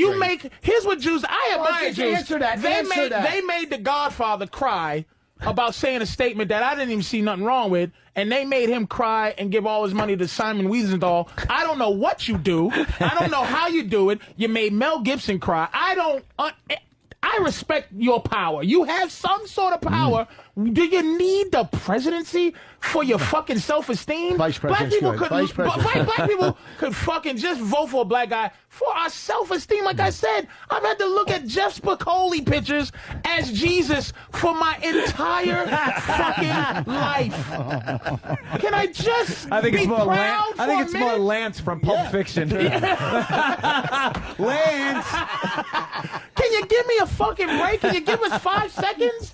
You run shit. It Your is amazing doctors, we're still lawyers, going with the yeah. white Jesus. It's still amazing. They won't change it. It amazes And me. how are we gonna change it now? There's black people that are fucking horrified to see a black Jesus. Just take a history lesson. That guy wasn't white. He certainly was. He had blonde hair and blue eyes. He was inspired by God himself. Right. How could you say what he looked like? Oh, just because he was born on a certain place of the earth. His father's supposed to be God. How the hell do you know what color he's going to be? God fucking shot and a God's big white white. man load. He had dirty blonde pubes. Are you saying that in the Bible there's a part missing where he came from Iowa all the way to Baghdad? What is now Iowa? No, it doesn't matter where he's from. What is now Iowa? Since God, What is now Iowa? who is an old white guy with a big white beard, since he's the father, you know, the he three came out wise white. Irish guys. I'm sure. He came out I'm white. positively sure. That's right. In Baghdad, I'm sure there was a white Jesus with a perm. So he was an Arab. Don't try to claim him as a black guy. I didn't. Okay. That's what I'm saying. I at least say he looks more like Saddam Hussein than he does. Mocha. He was All right. Mocha. Yeah. Whatever Well, makes if you you feel highlight better. Saddam's hair and He looked straighten like his Sam. beard. He looked like our own Sam. Curly hair. He had feet of bronze. And I mean, we don't Maybe they were complain just too much dirty. about Feet that. of bronze that could flick quarters off of Maybe them the when feet he was of bronze young. were dirty. That's what he meant by that. Christ didn't wash his feet. He was busy. We don't complain a lot about white Jesus. It's not often you hear just the black Israelites complain about black Yeah, they black complain about but that. the average black person is so used to looking at white Jesus and so afraid of God. Black people are so afraid of God that we're not going to fuck around with God's image that we've seen all this time. But at least, you know, You leave Jesus alone, and we have left alone the fact that, especially over the past 20, 30 years or so, black people have tried to lay claim to every single invention made. Yeah, we've really. I'm getting a little tired of hearing during Black History Month how this motherfucker invented the stoplight. That's right. Is that not? I don't know. Now what are you gonna do? Just pass right through it and fuck this nigga technology and kill somebody? We help you white people live. That's how we invented it. Lord and Jesus, how do we keep white people Growing alive? up in school, all I knew was Peanut Man. Yeah. I didn't have to deal with anything else or remember anyone but Peanut Guy. And now it's How stoplights, about Charles the Drew? filament for the light. He was helping Edison How about behind the Charles scenes. Drew to fucking help him cure his fucking AIDS every time he fucks a How about transvestite? There you go, one of that. The heart transplant guy. Thank you. I understand, but Jesus. There's always a You know, black you guy know, who I am so invented it hyper that right we now. I stole. drank like 6 cups of coffee backstage. I feel like I'm talking like a McDonald's hamburger tonight. You know? We could all unite in our hatred of Jimmy's act. It's time to unite. Hold hands, Black Jew, white, racist. Racism goes out the window and Jimmy's doing his Let's little all act. get on board. He needs earphones. What? Quick break. Don't do a double on me. me. A quick break, and we'll do some Jimmy audio. Get the fuck out of here. But it's got to be a quick break. It has to be. It's the Opie and Anthony Show. Dude, let's go! Just hilarious. I'm sorry. Yeah. Really funny. If I could use the word, I would. Not that word. Really awful too. By the way, I'll acknowledge that. I lost my thought. I'm sorry. Opie and Anthony.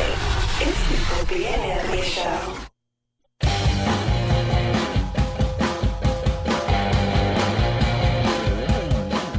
All right. We're uniting. That was a great hour of radio. Oh, look at this faggot. Oh, I'm sorry, Ope, man. Look at Brian McNamee fucking needs worm. a fastball to his fucking nerd glasses. Worm, they are fucking worm. Go fuck yourself, Brian God McNamee. damn, let's look at his fucking dumb. God, he's a worm. Fucking saving needles and shit. Go fuck yourself. Shit. And I'm not even a Clemens fan, to be completely Right, honest with it's you. just some code. It's a man code, like you pussy. Right, exactly. He's a Jew. Blame it on the Jew. This is the guy that ran and told a teacher in high school while you're trying to get a cigarette in outside or something. Well, smoking's bad for you. But let me tell you this, though. Roger Clemens, big head, big steroid head. Look at it. Thank you, dude. Oh, my God. It's a giant. Brontosaurus head. Fuck, God damn. He shaved his head, which was really bad because you could see where it's like protruding in places maybe it shouldn't be protruding. It should be on a fucking mountain in Rushmore. He's growing one of those Stegosaurus humps. I don't know what's going on. He's in the middle of altered Wait. Having fun, but now we got to stop. What happened, Jimmy? What happened? Is there any way to rewind the tape? For about 30 seconds. Yes. What happened? Yes. You heard it? I don't even want to say what it is. I heard I don't even want to say what it is. All right. We were having fun, and what did Rich say? I had a good line. You did. Hold on. Don't All even just wait. All right. It's about the size of his head. We got it? They're trying to find it. Just Hold on, give let's me see. a heads up when you got it. Oh, you got it, Derek? He'll get it. Derek's good. Oh. Yeah, this was a good move. I had to do it. Oh, Derek. That's way too inside. I made a joke for 3 people He's just got it. now. Oh, he's got it? Okay, let's hear it. Come on, Let's Derek. hear this gem. Yeah. It's a good one. Teacher in high school. Well, you're trying to get a cigarette in outside or something. Well, smoking's bad for you. But let me tell you this, though. Roger Clemens, big head, big steroid head. Look at it. Thank you, dude. Oh, my God. It's just giant. Brontosaurus head. Fuck, God damn. He shaved his head, which was really bad because you could see where it's like protruding in places maybe it shouldn't be protruding. It should be on a fucking mountain in Rushmore. Okay. There it was, We're live. He should be on a mountain in Rushmore. In Rushmore. With Baruch's face on it. He should be on a mountain in Rushmore. Is There's what a town called Rushmore. Rushmore. With a mountain in it. Oh my dear sweet Jesus. You know what Could you just try, Voss? Could you try? Yeah, please. Wow. What the fuck, when I was in Seattle, there was a sign that said Everett, the next town, and I wasn't paying. I woke up in the morning, and I go to the guy, that's not the mountain, is it? Right? You're frighteningly stupid. Oh, my God. Frighteningly. And that's what bothers me. Mount Everett. About Voss he's a distinguished age. And sometimes I feel fucking bad calling Voss dumb. He's 53 years old. And I swear to God, man, sometimes I go, why do I treat a fucking man his age with this? Like, I feel so comfortable calling him fucking dumb. He's 20 years older than all of us. And it bothers me that I'm always like, you're fucking dumb, Voss. But I'm like, God damn it. We gotta give you a Pete Rose he just reinforces it on a daily basis. Like, I want to look at him like this a guy. minutely basis. I want to call Voss for advice, and I can give you advice on life Vice? stuff. That's what I'm saying. I can give you You advice can on give me life stuff. vice? No, I said advice on life stuff. Vice. What? You know, shit like relationships and fatherhood. Hey, Voss, how'd you get so stupid? Was it the crack? How'd you get so Oh my God! Because there's intelligence in there. Where? It just comes out weird. It's because wisdom, but not. Voss is fucking dumb. we're talking about you, if you don't know. But he has wisdom. Voss has life, man. I love Voss, but he's so He just dumb. hasn't died. Voss needs to slow down. Oh, really? Just slow down a little So bit. what should I do? Put on 300 pounds? There you go. He smashes one. You know? But Bobby's working on it. He's going to the gym now. What, to get to 4? I'm actually, You know what it is, too? Can I say I went to the hospital, the doctor yesterday Sorry. to get checked out for everything. I want to get a clean bill of health for everything. Mm-hmm. And she actually, I didn't even go in. I went in there. Referred you to a vet? Listen, I went in there for herpes, syphilis, all that, shit. She goes, all right, first thing you got to do, lose weight. I go, I'm not. I'm working out. I'm trying. And then she hands me a piece of paper, the fat chart. Have you seen this? No. It tells you you take your age, What you're supposed to and be? your height, Yeah. and what you're supposed to be. It's ridiculous, It that says chart, by the way. obesity. 5'1", Obesity, 800 pounds. obesity. You're supposed to be Jupiter. Before obesity, Listen to this, though. The chart is it's fucked up. Go ahead. it says I know what you're going to say. I'm in extreme obesity. Extreme It says obesity. extreme. And how tall are you? I'm 5'8" and a quarter. You're the headliner Nice. of obesity. 5'8" and a quarter. And how much you weigh? I weigh 260. That's not that bad. Okay. 260? If that was muscle, 5'8", 260. That's crazy, dude. Well, maybe he's off by 80. Though, is that, 80 like, I have a lot of muscle on me. Shut up. No, I try. All right, can we? Why don't you do that VH1 show? Blame it on muscle. What VH1 show? Why don't you do the VH1 show where they lose weight? You know, the celebrity part. Can we do? Can we? It doesn't say on TV once Fit Club. Has 30 Good Minutes Fit Club. That's right. Welcome to this edition of Does Colleges, you know. The Who Fit Club.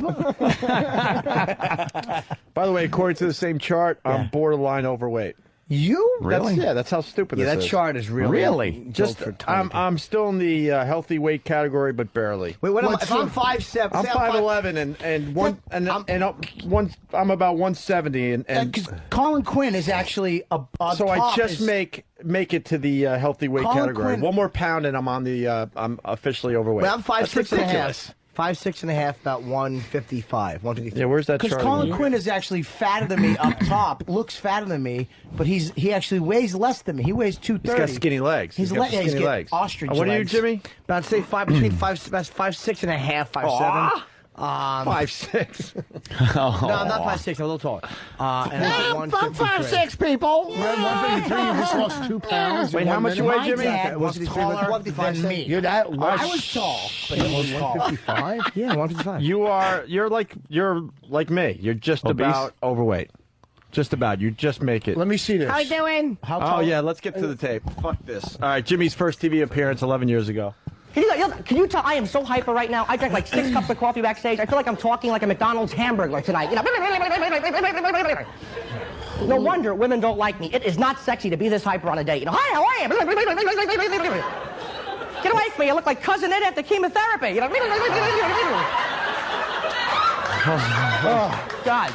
I would love to make love to a woman who is just as hyper as I am. That would be worth filming. You know, bing, I can't sleep. Oh, my God. Oh, he's killing with that horse shit.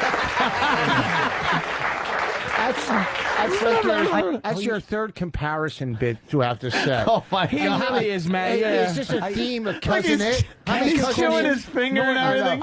Are you performing on the Yellow Brick Road right now? Is that why you're doing so well? You stink. That became your punchline for every joke.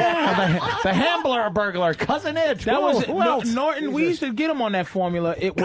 It was take something and add a terrible disease to it. And then you have to My feet look like a thing with AIDS. So, what? You have to slip in it, and then you have to die, and then you have to go. I wish I'd slip in a puddle of that set. That's what you. Why, Rich? Come on, we're having Why? Oh, let's go back to it. Keep going. Rich. Keep going. So swing and a miss. You know, deal. you should be on a mountain. We weren't even sure. Hold on. But the observation, we weren't even sure if it was a swing or a miss yet. You didn't even give it a chance to sit there for a second. This show was a destruction of Voss's confidence show. Right. What did you say? I didn't hear what you said. I just shit on you. What did you say? I didn't hear you. I was fucking shitting on you for no reason. I'll be very honest. What'd you say? Your eyes gave it away, Jimmy. Why did you just sound like you're sick just now? Did you just? I didn't hear you Jimmy's eyes gave it away. I don't know, people. Sometimes people, I don't hear what people say. Oh, you really do sound like a fairy. All right, let's get back to the tape. Oh, please. We're trying to get Jimmy's some so more. uncomfortable. He's chewing on his finger. He's like he's really uncomfortable with We got to it. kind of go into speed round. Really making me cringe. The only reason is because they're going to cut us off because we haven't taken many breaks. I think we got another 10 or 15 in us. Yeah, but after that, it's pushing it. I am so lonely. Any hookers here? No, I don't get hookers. I don't understand in this day and age, why is prostitution illegal? What is prostitution? It's paying somebody for sex. That's against the law. Is it really, Carl? Now, pornography is totally legal, and what is that? It's paying somebody for sex and then showing it to the world. What the hell is the difference? So if you're going to get hookers, take my advice, bring a video camera. This way if the police kick in your door and yell, "What the hell's going on in there?" you can just jump back and yell, "Cut!" See? Oh. I like the little, see? Do you Can I ask understand you a this? question? When you said, "Are there any hookers here?" and nobody responded, did you snap your fingers and go, "Darn"? Like, did you make a little hand movement? It wouldn't surprise me if I did. Gosh darn it! Since we're only listening, thank God we can't. Jimmy's high voice makes mine sound very bassy from the 80s days. Oh, my God. It is just horrid. I thought I had a high voice back in the day. Jimmy sounds like he's 2 inches tall. That's funny, boss. I sound like your fingers.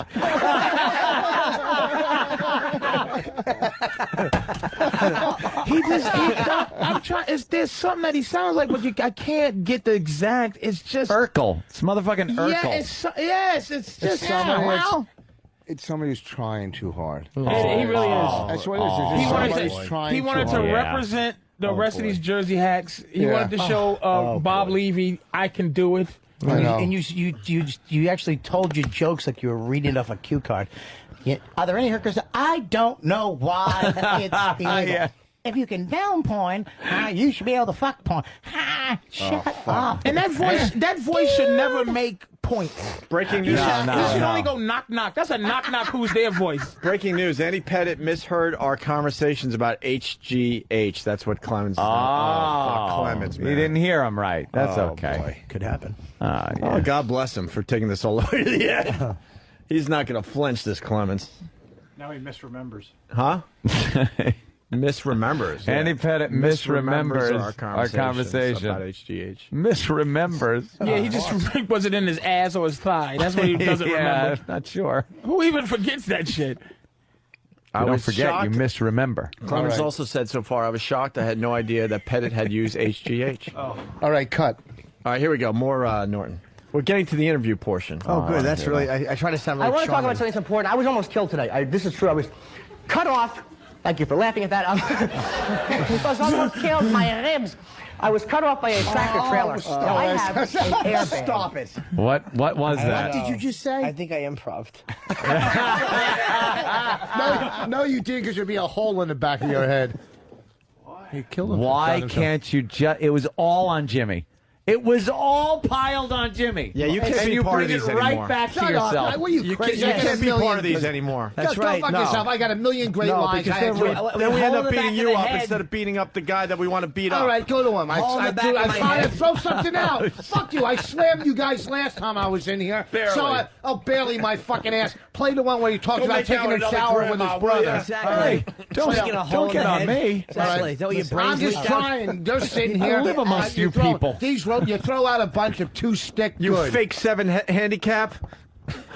Oh.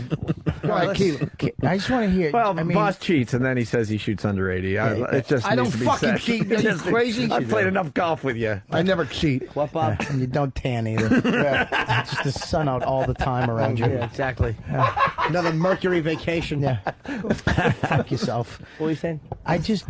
When you fake laugh, that little, was that? You heard that too? Yeah, that's nerves, right? Yeah, it's got to be nerves. No, it wasn't nerves. It can't be nerves. It was. Let me tell you what it is. Norton is known now to be little mean guy, little mean crazy guy.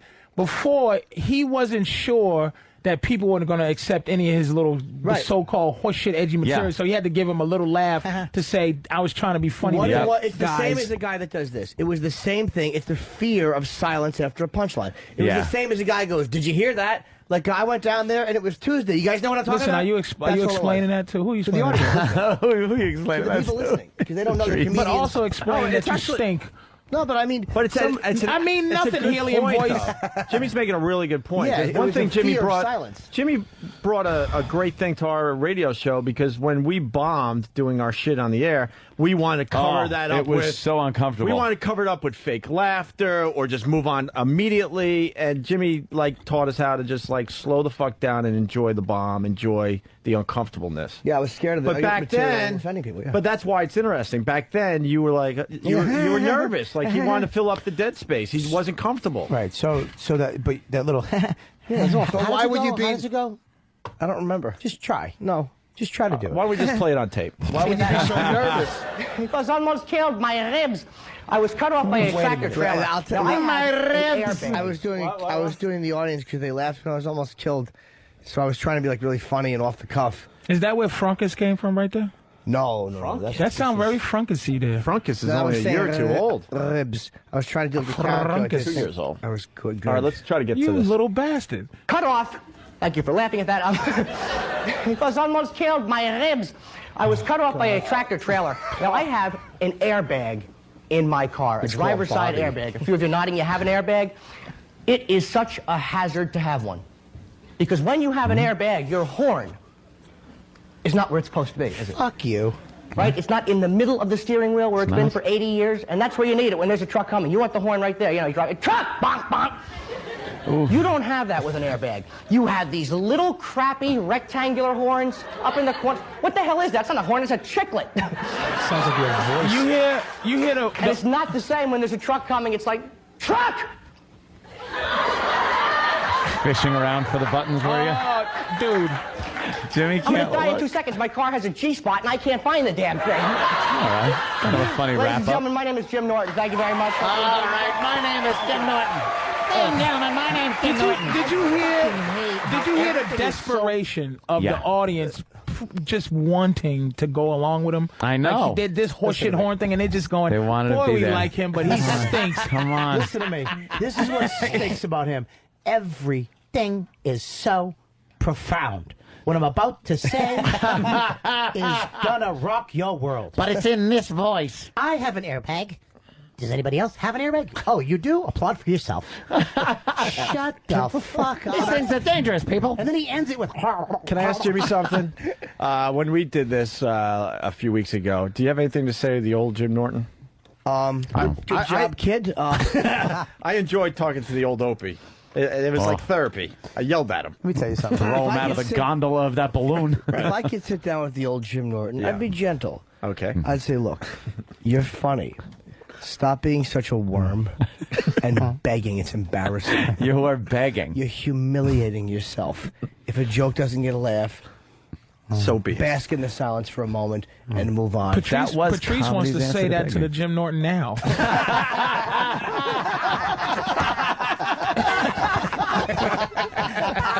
All right, listen. Then Norton did a post-performance interview. You know what, Norton? Seriously, you This never deserve to aired. be fucking taken under a porch and blow some guy.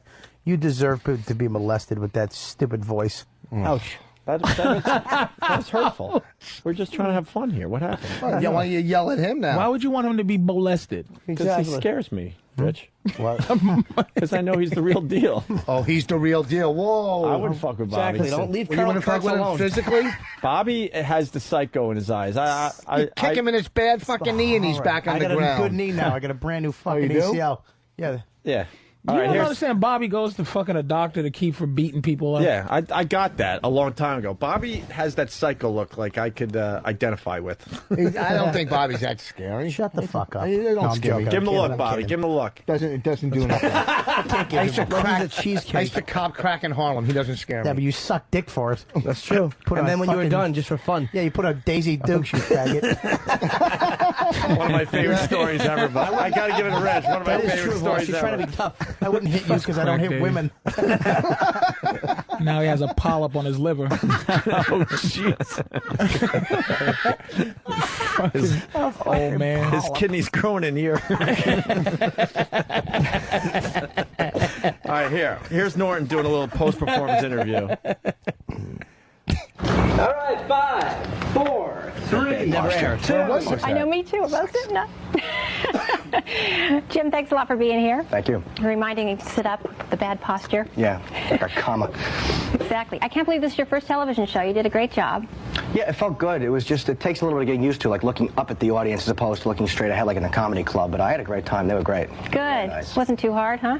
No, it was good. No? You just can't curse. So you got to like edit yourself as you're zipping along. But they were good people. Hey, who was that? Zipping along. Who was the interviewer? You were I zipping don't know. along. Jill Nicolini. You have to look up instead of straight ahead. That's I hate, if you can see the video, I'm really trying to be like this charming guy who's comfortable on television. no, you aren't. I got to see this. How come she said, thank you for having me sit up or something? Actually, she was talking about sitting up straight or something like that. We were just both on these benches or these stools. Oh, and she looked at your Oh, I'm just asking. I couldn't get it. No, I knew what you just did. You think I didn't know you bailed out of a joke and made it serious? Hold on. Good you set up. I'm talking to me like I'm your fucking neighbor. Dumb tricks. We got. It's so funny, motherfuckers trying the comedy tricks on each other. Exactly. We got more of the interview. Well, how long have you been doing stand-up? About 5 years. About 5 years. That's not very long then. No, I started when I was 21. I was working in a warehouse, and I always wanted to do comedy. You know, Richard Pryor, 1980. I have to plug Pryor if he's watching, which I know he is. I wanted to do comedy since I saw him. How did you realize you had that talent? You're the one who gave him MS.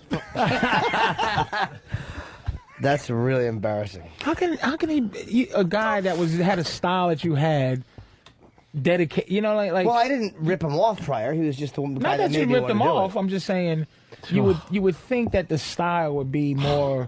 Yeah, but conversation. He was an influence. That doesn't mean he's supposed to do Pryor. Not that he was supposed to do Pryor. No, we all have influences, and then you find your own voice. Brian Regan.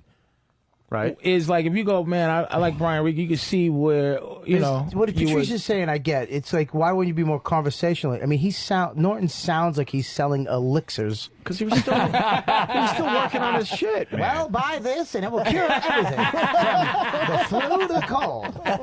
Here you go. Try this. It works for me. He's still trying to work out his shit, man. Your wagon just takes off. All right. I mean, I had a vision when I first got into radio, but, you know, it took a while to get there. At least I come off my interview as charming and here we go. well-spoken. And you plug Pryor, too. Let's go back to it. Grateful him. How did you realize you had that talent? Failing in school. Getting thrown out and winning class clown and the whole 9 yards of school. Yeah, so I was a failure in school, and that kind of showed me that I had something other than scholastics to work for. Okay. Well, what do you like most about doing stand-up? It's like I'm a quick fix junkie. It's like, you know immediately if you're doing well, you know immediately if you're bombing from acting or anything else, which is another type of a skill you don't know until it's released. I like that because I want to know now how I'm doing. Patrice, are you a quick fix junkie? Wait, hold on. How aggravated do you get when people come up to you, were you the class clown, all right? And you just admitted going, I was the class clown. I know you threw I that admitted stereotype to the whole fucking You gotta get off the quick fix, son. Listen, you want to know how you're doing? You stink. Here's your quick fix. Immediate. You suck. Nobody likes you. You're a piece of shit. Hockey. I'm listening to Bob in the mirror. Positive affirmation. Dude, you're garbage. Your therapist doesn't even like you. Dude, you deserved it. You spun that around quick, didn't you? He certainly did. He zipped that one right around. He's a quick fix junkie. My lungs are crazy. Finally, the last part of the interview. Mercifully, you mean? What do you like least about it? Being judged by an audience. I don't even mind bombing. I mean, I don't mind that, but I hate when like you tell a joke and a crowd goes, the heckling and that kind of. Yeah, and or if they're judging a joke. It's like, if you don't think it's funny, don't laugh, but don't groan at me because you know you're going to go home and write Scarface anyway. It's a tough thing to do, so they shouldn't be judging you. Well, yeah, I mean, if you don't like something, I can accept that. I just don't like being, you know, that. I got what you're saying. Yeah. No, you don't. Where do you get your material from? Try to get it from my own experience. If not, I'll just watch Comedy Central and steal. Don't do that. No. Now, if you weren't a stand-up comedian, what do you think you'd be doing for a living? I was in the warehouse before, and probably that. I'm very lucky. You know, I'm very grateful to be where I am right now. Where is that? I don't know what I'd be doing, to be honest with you. It was like I'd known I wanted to do this since I was a kid, so it's either this or nothing. Right. Well, you're on the right track. So Thank you. Good luck to you. Thanks. Thanks for being here. Appreciate it. Okay. Yeah, appreciate it. Actually, this is nothing. What an asshole she is. Like, she was a little. She doesn't really know what she's doing. The fact that you just twat. compared that set to Scarface. The fact, a classic compared to that fucking heel. You should be at kids' parties blowing up balloons with that voice, okay? No, I wasn't saying that. I was only saying it when they judged material. Yeah. I can't believe my point back then went over his head. Yeah, I it wasn't judging. Okay, I'm exaggerating. I know what you were doing. It's a joke. Anthony laughed. Shut up. You should see my charming face, though. I want to see that video because I just... Is it up on the site? Watching Jim in here, sitting through that, his head was slightly down. He put his forehead on his hand, and just had his eyes shut. You really cannot. Certain moments in that. No one can sit through that. I know we couldn't either. That's why it was fun to watch. Bother me, and then I just laugh at it. Other parts, I'm like, oh, because they're revealing as to what a little douche I was. Richard Pryor.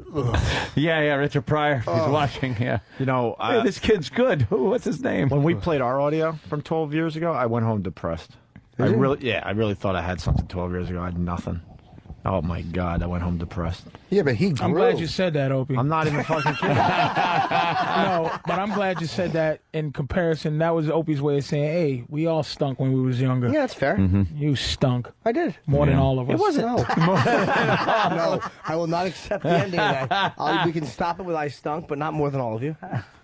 All right, listen. We got to do line of the day. Don't look at me, you cocksucker. Why? Can't I look at you? You're right here. How do I not look at you? Everywhere I look, there you are. Straight ahead and in the peripheral all at the same time. Oh shit! That's right. You're eating up my periph, kid. Oh man. Maybe you should use your high-pitched voice to pop me. What? Hey.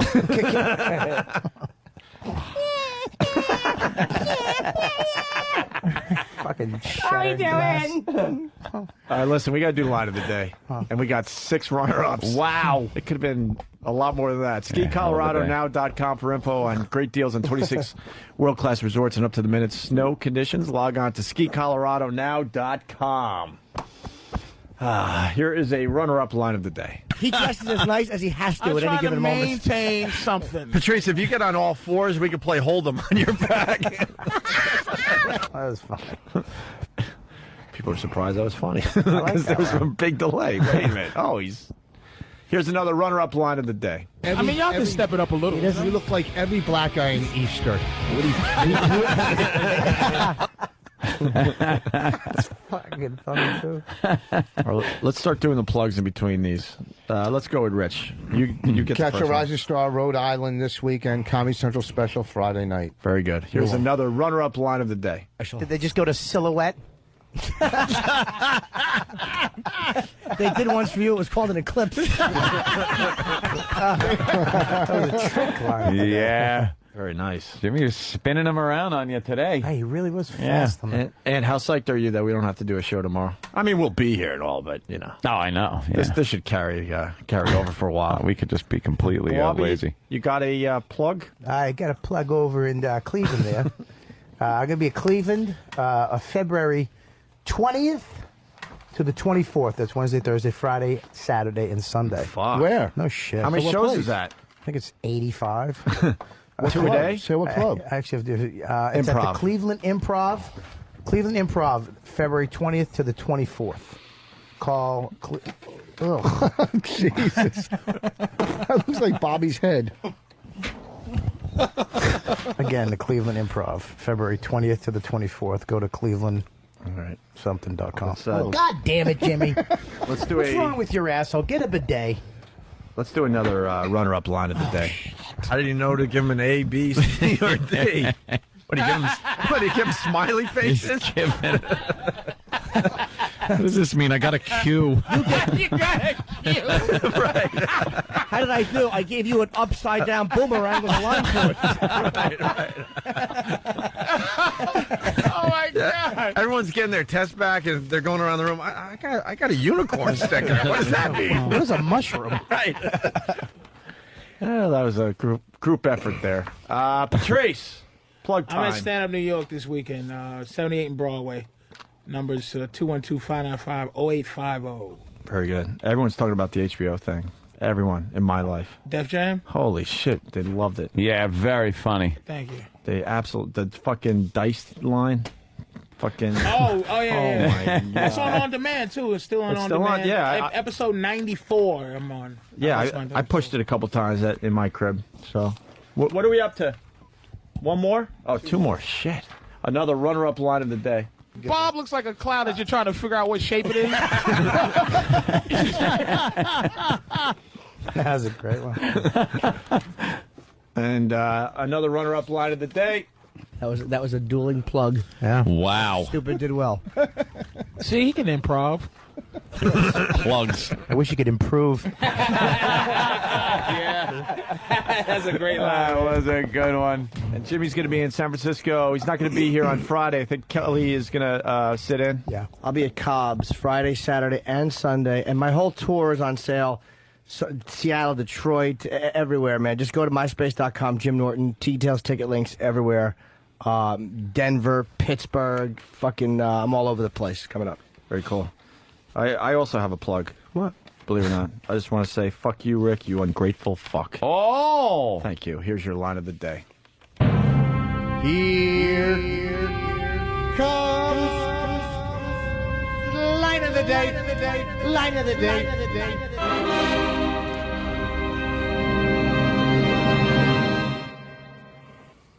Tempur-Pedic pillow.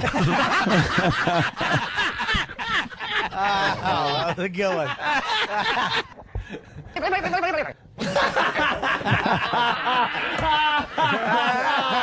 good one. Oh, good. That was the Hamburglar.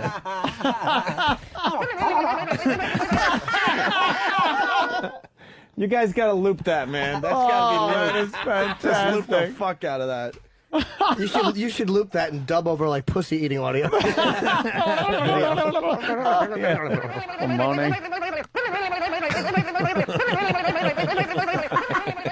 Oh, that's so fun. All right. Let's do the quick out, guys. This was a lot of fun. Yeah. Good job today, Rich. Thank you for having us. Yes. What do you mean? Exactly. Oh, fuck it. I'm not. Say it. Oh, Rich. I'm not fighting again. Don't be mad, Rich. I'm not mad. Yeah, I you're came angry. out fucking. I'm You not got fucking, angry with Opie. I saw the face you made. Didn't you see? He was like really mad at you. Yeah, right. Because I fucking kill on these things. I have a couple bad lines. That's them going. A couple bad ones. Oh, you can't come back to. If you plant the seeds with these fucking mutants that listen, the message. Oh, that's a good way to do it. That's the way to do it. Get on the air and call them those fucking mutants. Yeah, That's you know what? say one bad thing about you on every message board. That's brilliant, Rich. You just play right into their head. They know. Look, What? This is Greg Hughes, the actor that plays Opie on the Opie and Anthony what a show. privilege. I haven't made an appearance in a while. Listen to me.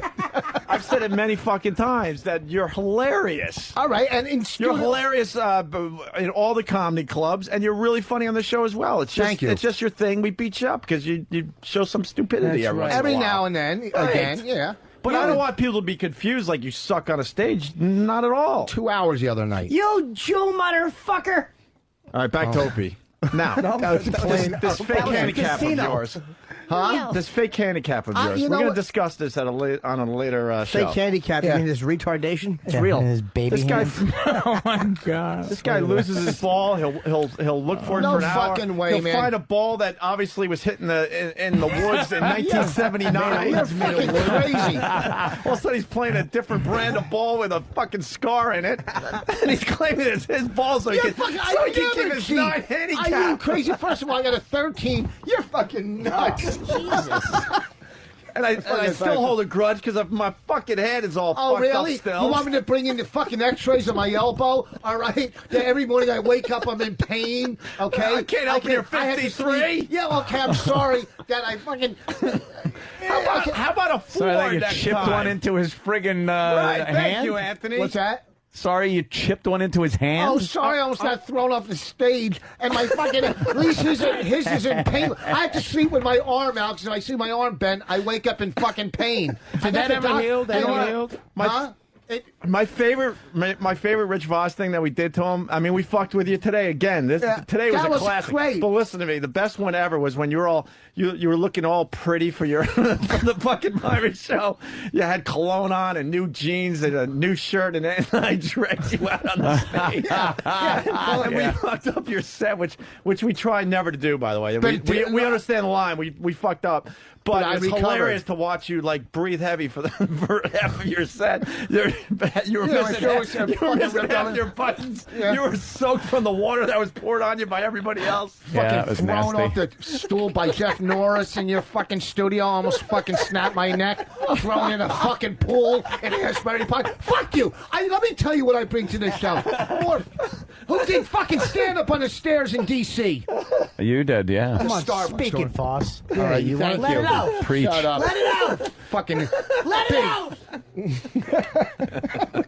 You just try to throw your fucking arm. A 13 handicap. Where you going? 10-foot putts are not gimmies. Listen to me, fucking. What? Ouch. Oh, you know, if it's not my handicap, because I make some sandwiches for my buddy. Or maybe Which was creepy. Did I eat your stupid sandwich? No, good. I'm glad. I brought you a shirt. We fucking made you sandwiches? Yeah. Because when I play golf, I Who bring the sandwiches. fuck eats sandwiches that another man makes for him? First of all, when I play fucking golf, I It don't was eat the... creepy. It plays was golf. nice, but creepy. Did he cut the corners off? It's all cut up nice. Were they in This wax is what paper? we'll do. This is what we'll do. We'll bring a pitching wedge and we'll chip over Bobby into a net. All right? That's hurtful. That was pretty funny. Yeah, it was good. See, I can take a hit. You take one hit, you fucking curl up into a ball. No, please, I take hits all the time. I don't mind taking hits. But when someone says, "Oh, you're not allowed to do these," fuck. Dude, I was fucking joking. I know, but they don't know it. Who's they? Who's they? Who the fuck is they? The people in Rushmore.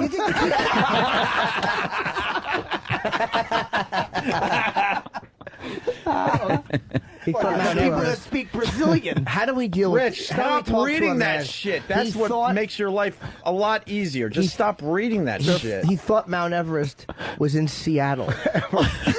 There's no way to combat that. Like, once you realize that, you understand. First of that all, they'll he didn't never think win. Mount Everest was in Mount Everett, and he thought there was a Mount Everett. He wasn't even thinking about the Everest that it could Oh have no, been. he was thinking of the major. He was Wait, thinking where of was the Bobby major. appearing that weekend? You know what, Anthony? I love you, know Bobby. What, you know what, though? You're not really. You have like your body, Anthony, is like a retired astronaut. Oh shit! So why don't you go to the gym? I'd rather be this than that. He's got guns. See the Show him guns, your guns. motherfucker? Show him, man. Yeah, but look at Show that. him. Exactly. That's a zip gun. You know what? I've seen B. Arthur has the same arm.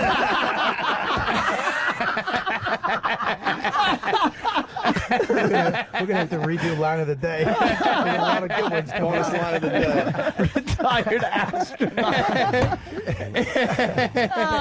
Now we Fucking Bobby. Now we turn off the mics and we all go our own ways and no one talks to And each no other. one talks to each That's other. amazing. And Patrice is leaving early, so you don't have to deal with this shit. He's well dressed. You don't want to be seen with us bums. People don't understand. As soon as these mics go off, it's like, hey, We don't even know each other. It's like the coyote and the Yeah, the sheepdog when they sheepdog. punch in and punch out. Wait, do you know Bobby called me yesterday? He was in my neighborhood. He was going to come over.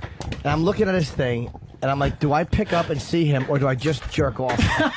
I did pick He up actually and see said him. that to me. He goes, I'm in the neighborhood, and I was going to the doctor for this thing. I needed this, all this stuff. And he's like, well, I might jerk off, so I don't know if I want to come over. At least he's honest. Yeah, I really didn't know if I wanted his company or just to fucking scrap another load from peeking at Craigslist. Something you do like 20 times a day. It's amazing. Or his company. But I took his company. Yeah, it was good. We I had regret it. We had a nice talk. Let's Yeah, let's get the fuck out of here. Yeah. Someone turn off the lights. We're done. Ron and Fez at noon to 3. Bye. It's the Opie.